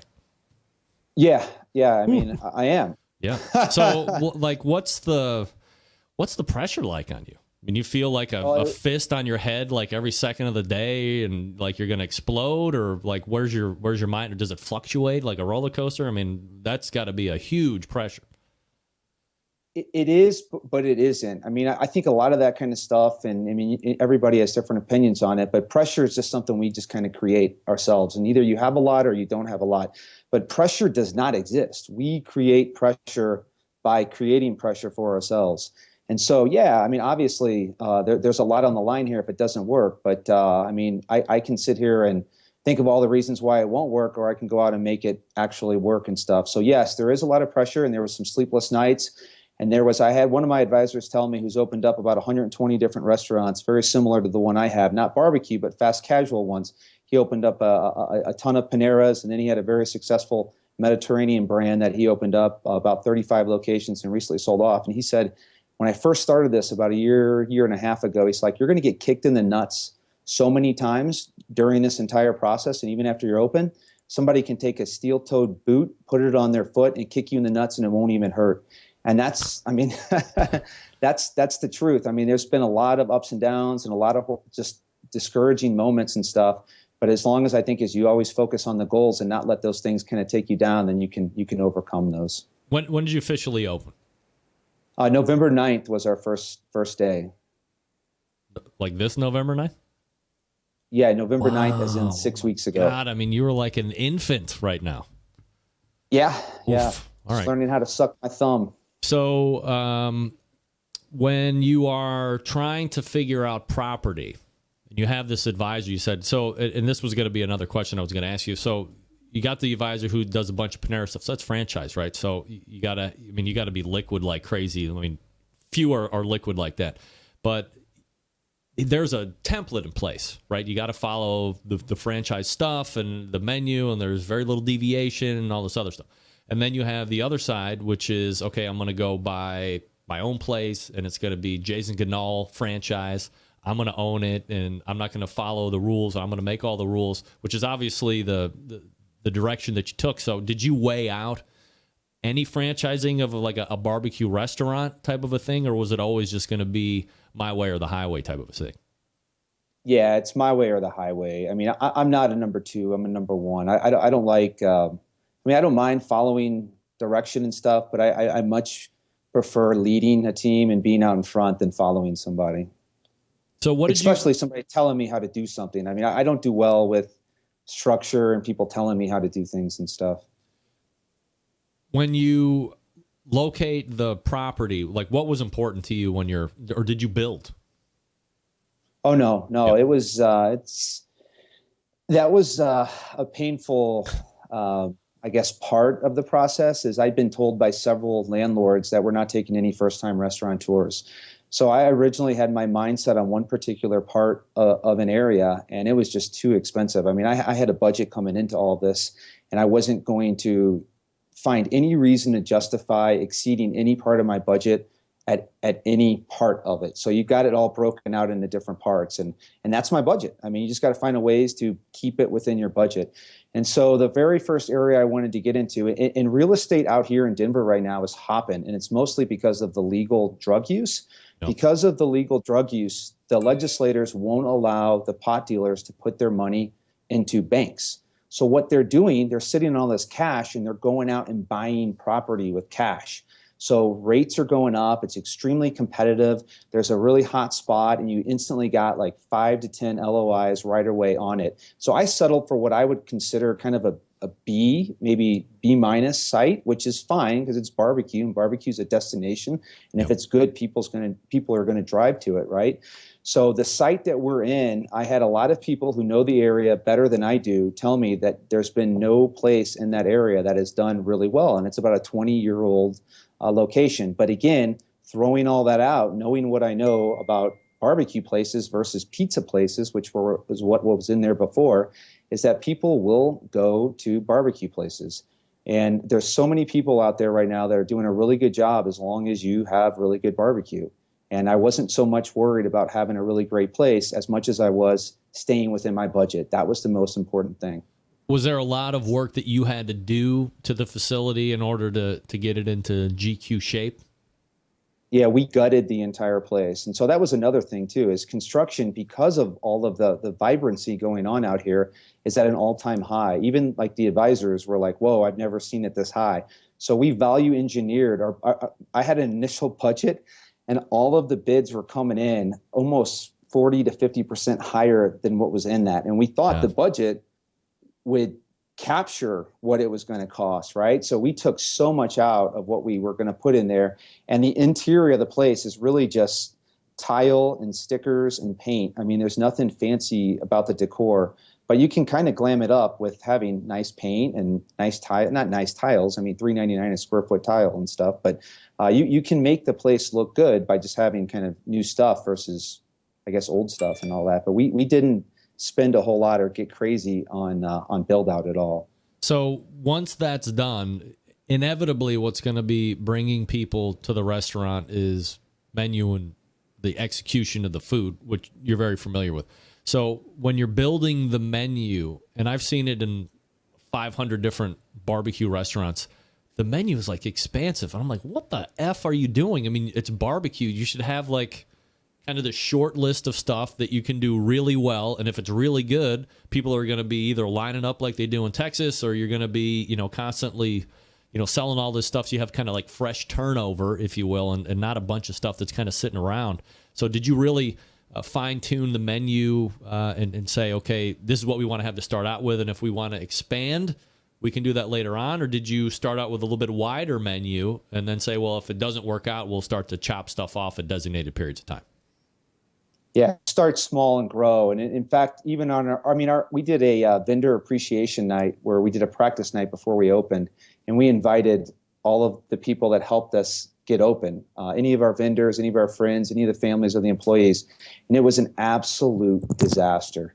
And we didn't even have that many menu items out there, but none of us really knew what we were doing. We were bumping into one another. There was no flow.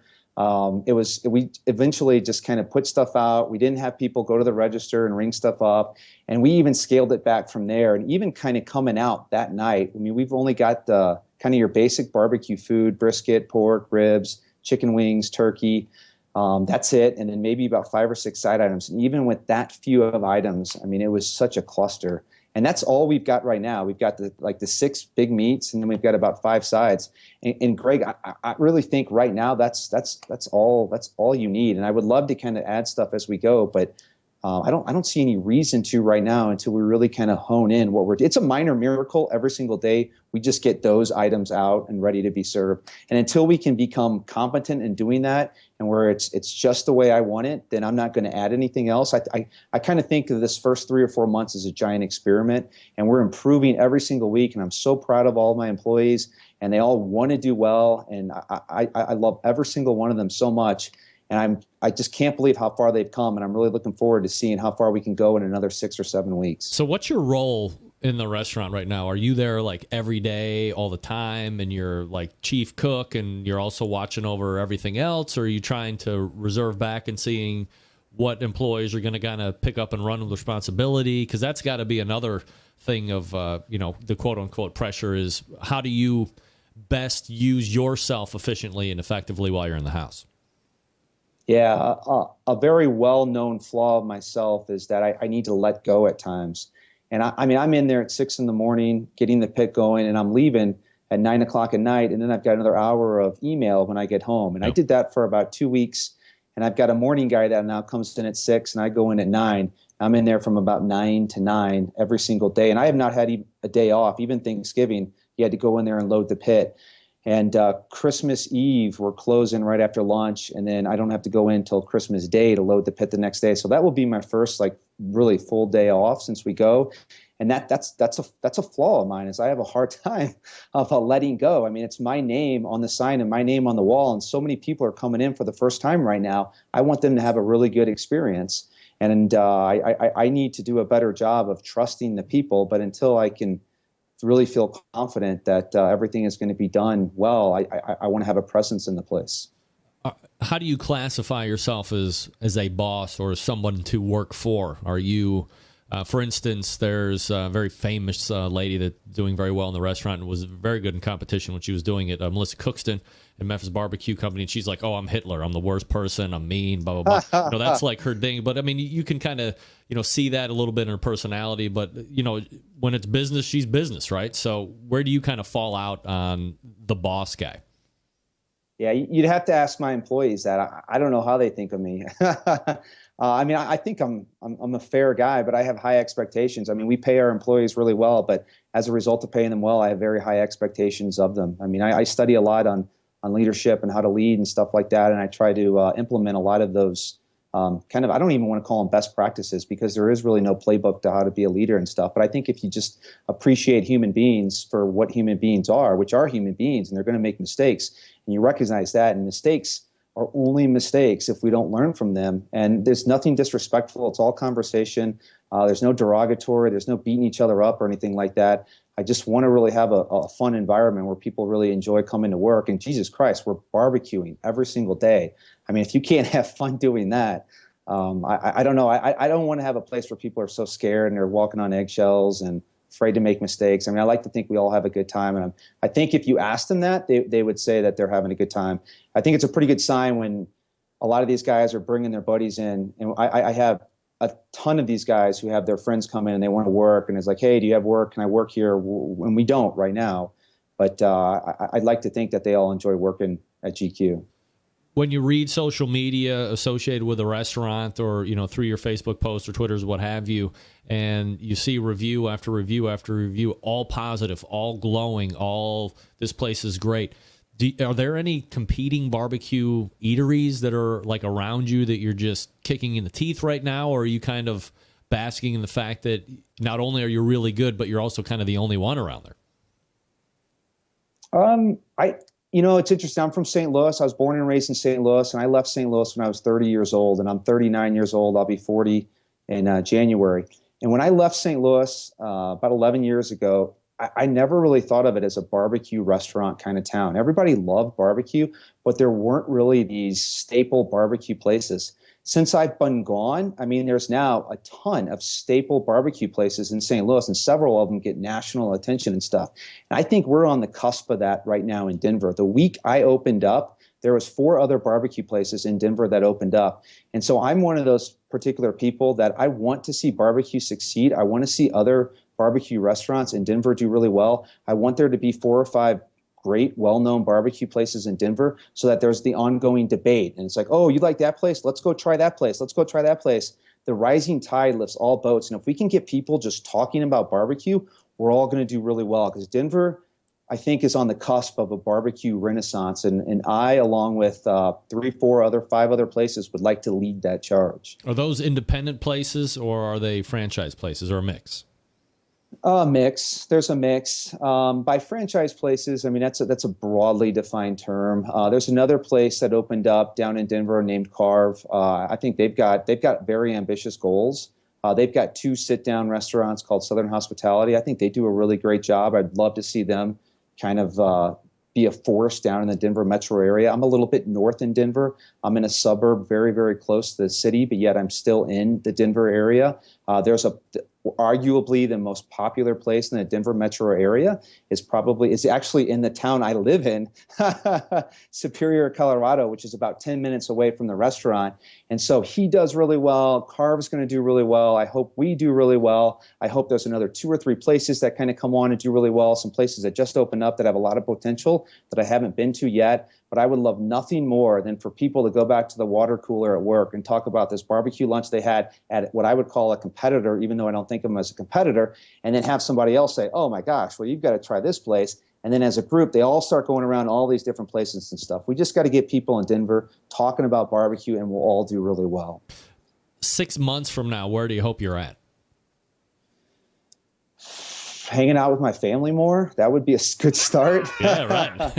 But I love where we're at right now. I love where we're going. I never expected to be where we're at, even where we're at right now. And I know we've got so much more improvements to make. And I'm really looking forward to seeing what the future holds. And I'm not really trying to control what all that stuff is. Whatever happens, happens. And whatever does happen will be exactly what's supposed to happen. Jason Ganahl is the pitmaster of GQ Competition Barbecue Team, also at the restaurant GQ Barbecue, and you can find the website at the letter GQ, QUE, GQBBQ.com. And so, like, what's the suburb city that you're in? Because I got a lot of people in the chat room asking me exactly where you're at. Westminster, Colorado. Westminster, Colorado. Yeah. And what I'd like to do is, maybe hook up, every so often here and kind of track your progress. I know I'm doing some competition teams in 2016, but you're such a new restaurant and you're kind of doing it on your own. I would love to kind of keep track with you this year upcoming as well. Greg, I would love that. I love coming on your show, man. That'd be great. All right, Jason, have a Merry Christmas, and we'll talk soon, buddy. Merry Christmas to you and your family. Thanks, Greg. All right, you got it. There he is. Jason Ganahl from GQ Barbecue, the restaurant and the competition cooking team, if you need him. Westminster, if you're keeping track. I have no idea where that is. I think he said north of the city, which is, very popular these days. Denver. Especially with the weed. No shortage of appetites in Denver because of the weed. If you didn't know, Big Poppa Smokers is the one-stop online shop for anyone interested in barbecue. #1 dealer of Mac pellet grills in the world. Big Poppa's features a wide selection of American-made grills and smokers, such as the Old Hickory Ace BP, the Gateway Drum Smoker, even a drum kit that gives you everything you need to make a world-class smoker of a 55-gallon drum. Big Poppa's also made a name for itself in recent years by crafting an award-winning line of championship rubs.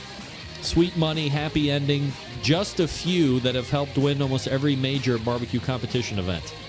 Don't think that BPS can just be pigeonholed into competition either. BPS rubs have become so well known, they've been picked up by a nationwide restaurant chain, BJ's Restaurant and Brewhouse. 4 of the 9 rubs on their permanent menu. Boom. BPS rubs are a proven commodity for anyone's pantry. They're in mine. They should be in yours. Big Poppa also banded together with California-based rub company Simply Marvelous Barbecue to form what has now become known as the West Coast Offense. Defying conventional wisdom, these 2 California-based rub makers have cornered the market on competitive barbecue, begun to redefine the flavor profiles that competitive cooks from across the country have begun to aim for. Big Poppa's website also features an online meat locker with top-quality meats. Snake River Farms, shipped right to your door, from the American Kobe beef, the Kurabuta pork, Double R Ranch meats. Big Poppa's Meat Locker has something for everyone. Committed to bringing you the best flavors on the market, like a fine swine sauce, Granny's barbecue sauce, Swamp Boys barbecue sauce. These were the hits this barbecue season. More to come.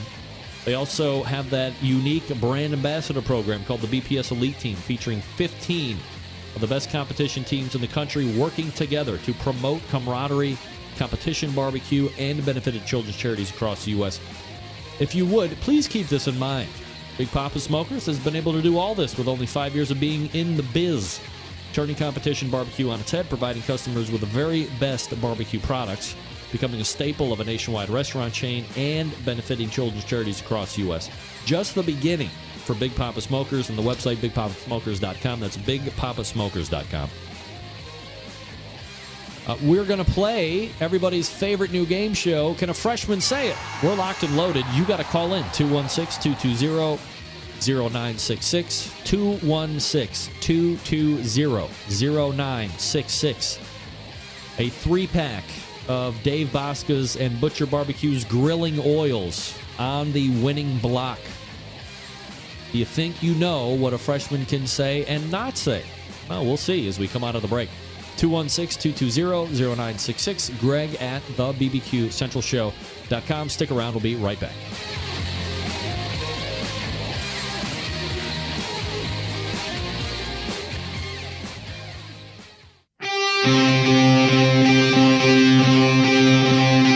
Get in the smoke. Call 877-448-0433 to get on the air. Now, here's your host, Greg Rempe.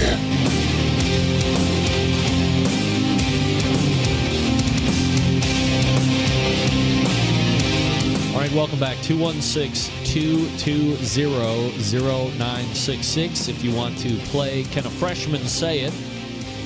For your chance to win a 3-pack of Butcher BBQ's grilling oils. ButcherBBQ.com is the website. Buy your own if you don't want to even try risking to win it.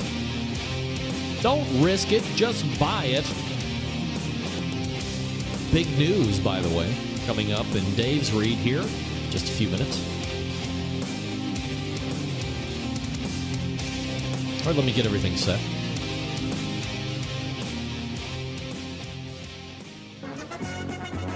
All right, now it's time for the game show sweeping the nation for your chance to win a 3-pack of Butcher's BBQ grilling oils. It's Can a Freshman Say It? Yeah, all right. Welcome in, ladies and gentlemen. Hey, all right. I am your host, Greg Rempe. Again, I know, Hollywood good looks and a great booming voice can only lead to fun and frivolity here as we try and attempt to get a winner who happens to be on the line right now. So, caller, tell us a little bit about yourself. It's Matt, Jamrock and Barbecue down in Orlando, buddy. All right, Matt, how are you? Look at this guy. That's it. Matt, you know how the game is played, correct? Yes, sir. All right. And are you ready to play the game? Absolutely. All right. Remember, on the hook for you to win tonight a 3-pack of Butcher BBQ Grilling Oil. Let's go ahead and play the game. All right, Matt, remember, we're going to ask a freshman in high school words She's going to read the word with her eyeballs, and then it's up to her brain to decipher how her mouth is going to say it.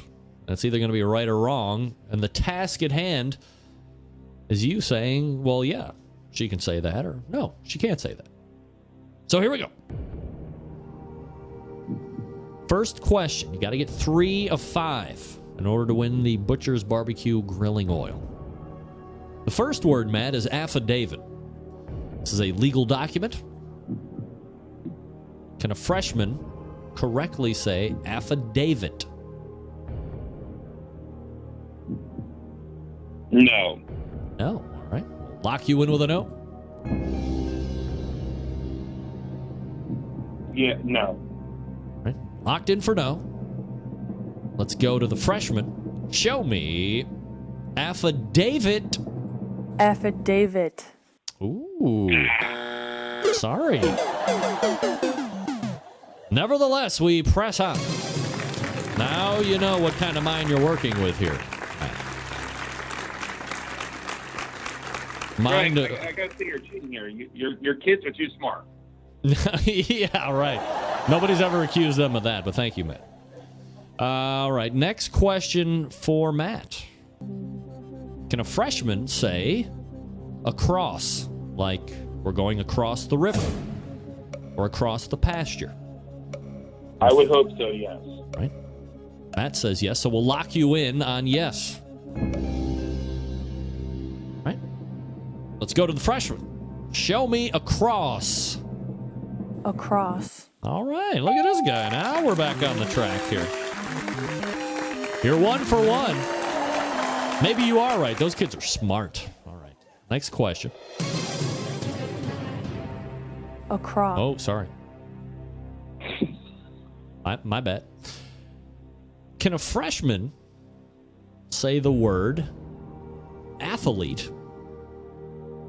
Can she read and then properly say athlete? Yes, sir. Right? Matt says yes. We'll lock you in at yes. This would get you 2 correct answers if she says it right. If not, you're 1 for 2 or 1 for 3. Show me athlete. Athlete. All right. Look at you. 2 correct against 1 wrong. Let's play it. Matt, you are on a roll. 1 more. And boy, are you going to win grilling oil. Let's go. Matt, can a freshman say the word Kobe? Like the beef. Kobe beef. Which is not in America, by the way. Being your daughter, I would hope so. I'm going to say yes. All right, we'll lock you in on a yes. By the way, debatable if she's my daughter or not. Nevertheless, show me Kobe. Kobe. Oh, no. Kobe. Don't you have the restaurant up there? Oh, for the love of God. Yeah, that's right. Who knows with this kid? Well, Matt, you have decided to draw out the drama like I have never seen. This is the last question of the 5. So, it's no surprise to you that you have to get this one right in order to win the grilling oil. And so, it all comes down to this, Matt. Can the freshman say carabuta, as in pork, as in a succulent ham? Oh, yeah. Can the freshman say carabuta? No? Is that your final answer? Sure. All right, we'll lock you in on a no. Would love to hear how you've come up with that. Everybody in the chat room is agreeing, though. For the grilling oils, show me carabuta. Carabuta. Oh, he's a winner, ladies and gentlemen. Oh, my. Well, if you couldn't stand the heat, get out of the kitchen, She could not say Carabuda properly. So who knows who that kid is, for crying out loud, Matt? I don't know. Nevertheless, you win the grilling oil, Matt. So send me your shipping information. And thank you for playing Can a Freshman Say It? Thank you, sir. There you go. There it is. It's Matt, everybody. And that is going to do it for this session of Can a Freshman Say It? Actually, what the hell? We got time. It's Christmas here in a couple days. Let's play it again. Go ahead. If you want to call in, go ahead. 216-220-0966. We'll come up with a different prize. I have a plethora of stuff to give away in my personal prize cabinet. How does she mess up Kobe? Hey, we're not here to judge. We're not here to judge. 216-220-0966 for your chance to play. Can a freshman say it? The prize pack is extravagant. Congratulations to Doug. Or, I'm sorry, to Matt. 216-220-0966 if you want to play. I got some other things I can talk about. So there were these I'd mentioned in the top of the show. And if you want to play, go ahead and call in. But I'm not just going to sit here and let the music play. Waste time.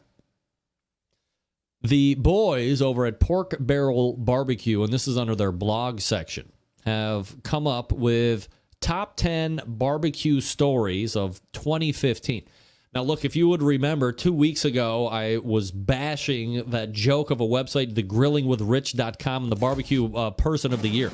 It's like ridiculous.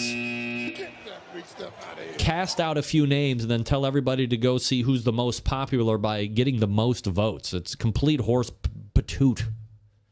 The boys at Pork Barrel Barbecue are just listing out what they think and will be taking any and all criticism should they see fit or as they see fit.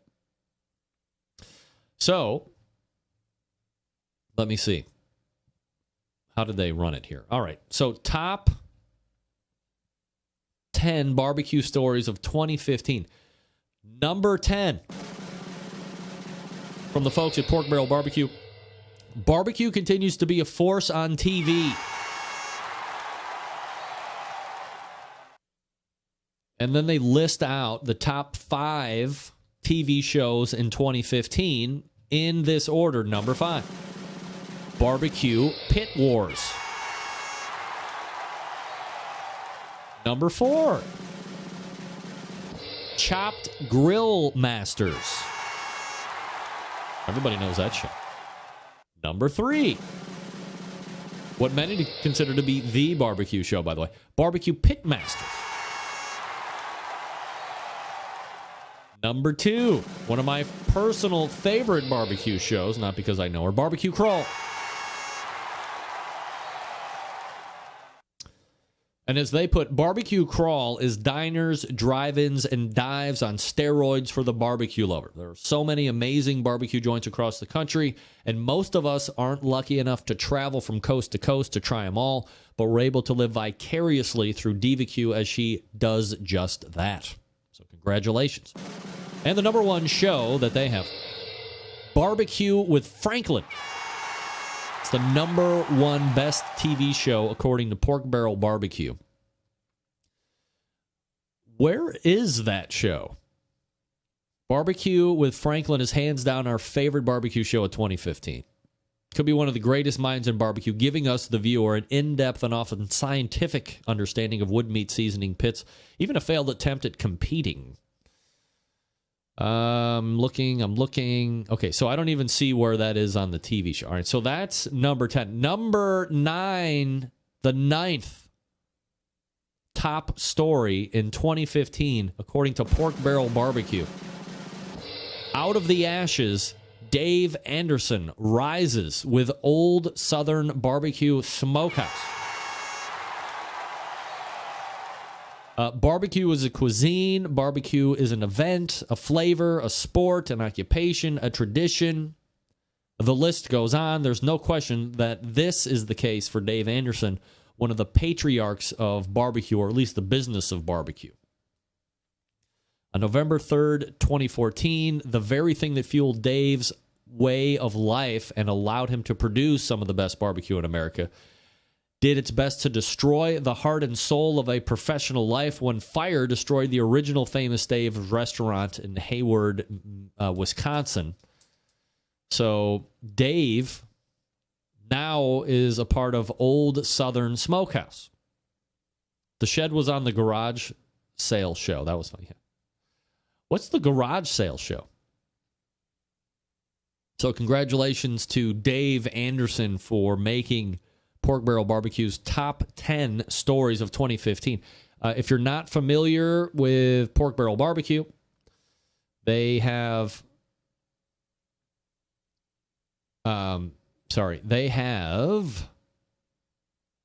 award-winning rubs and sauces. They were on Shark Tank. They have the most Twitter followers of any barbecue person. I believe that's still the case. But they do write these blogs from time to time. So for the next, 10 days as of 2 days ago, they're going to be posting a new top 10 stories, and they're counting obviously down from 10 to 1. So I can only imagine who will be the number one barbecue story of the year. Perhaps number one, going on 8 years, Greg Rempe continues the Barbecue Central show from Cleveland, Ohio. Thank you, boys. Thank you.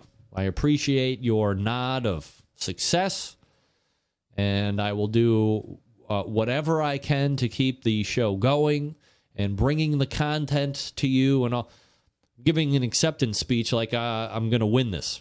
Meanwhile, as it goes with everything getting recognized or otherwise, I will get the schneid. No Hall of Fame this year. No top 10 barbecue stories of 2015. None of that. It's a labor of love.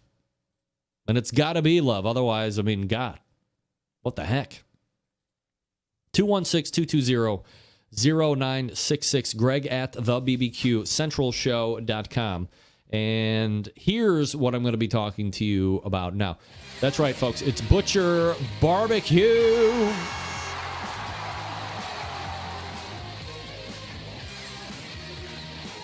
Now, hold on.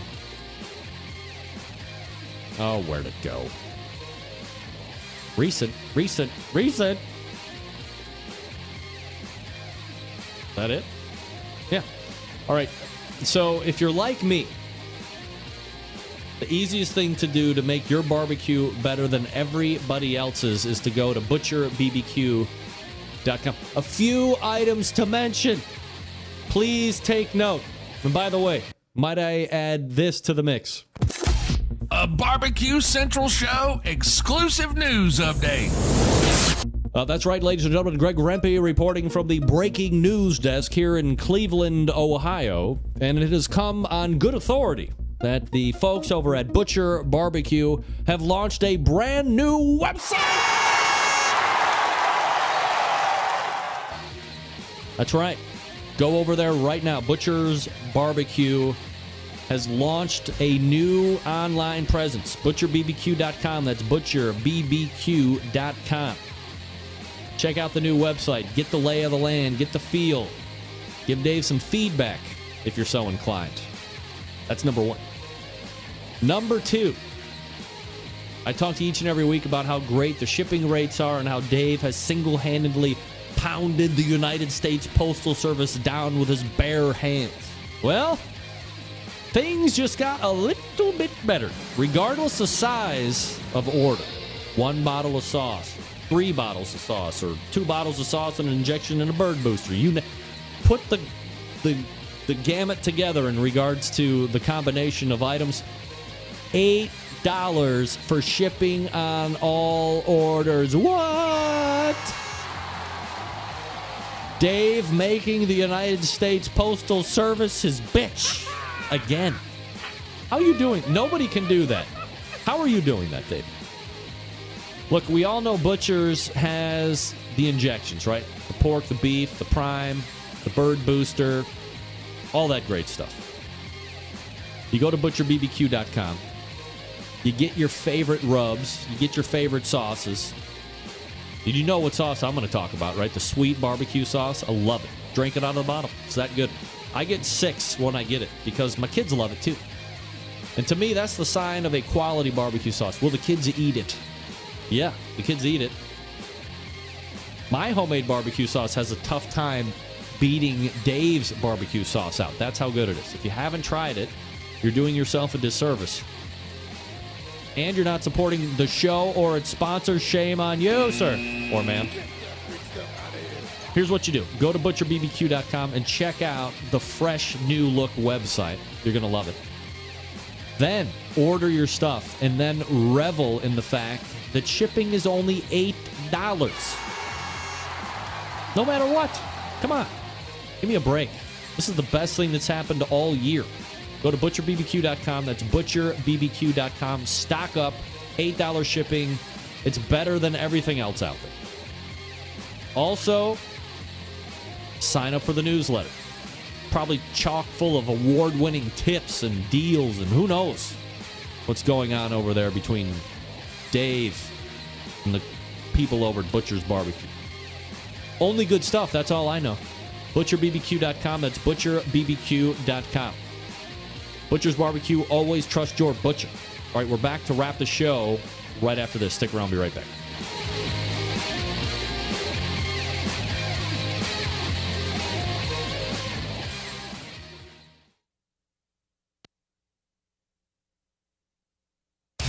Big name interviews, advice on cooking brisket and ribs, and the only host willing to share his honest opinion on all things important in the world of barbecue. It's the Barbecue Central Show. All right, welcome back. Let's go ahead and wrap this bad boy up. All the way back in the first hour. This is Jim Minion. Oh, come on, Jim Minion. Beat it. All the way back in the first hour, we talked... Hold on a second. It's bizarre. We talked with Sam the Cooking Guy. TheCookingGuy.com is his website.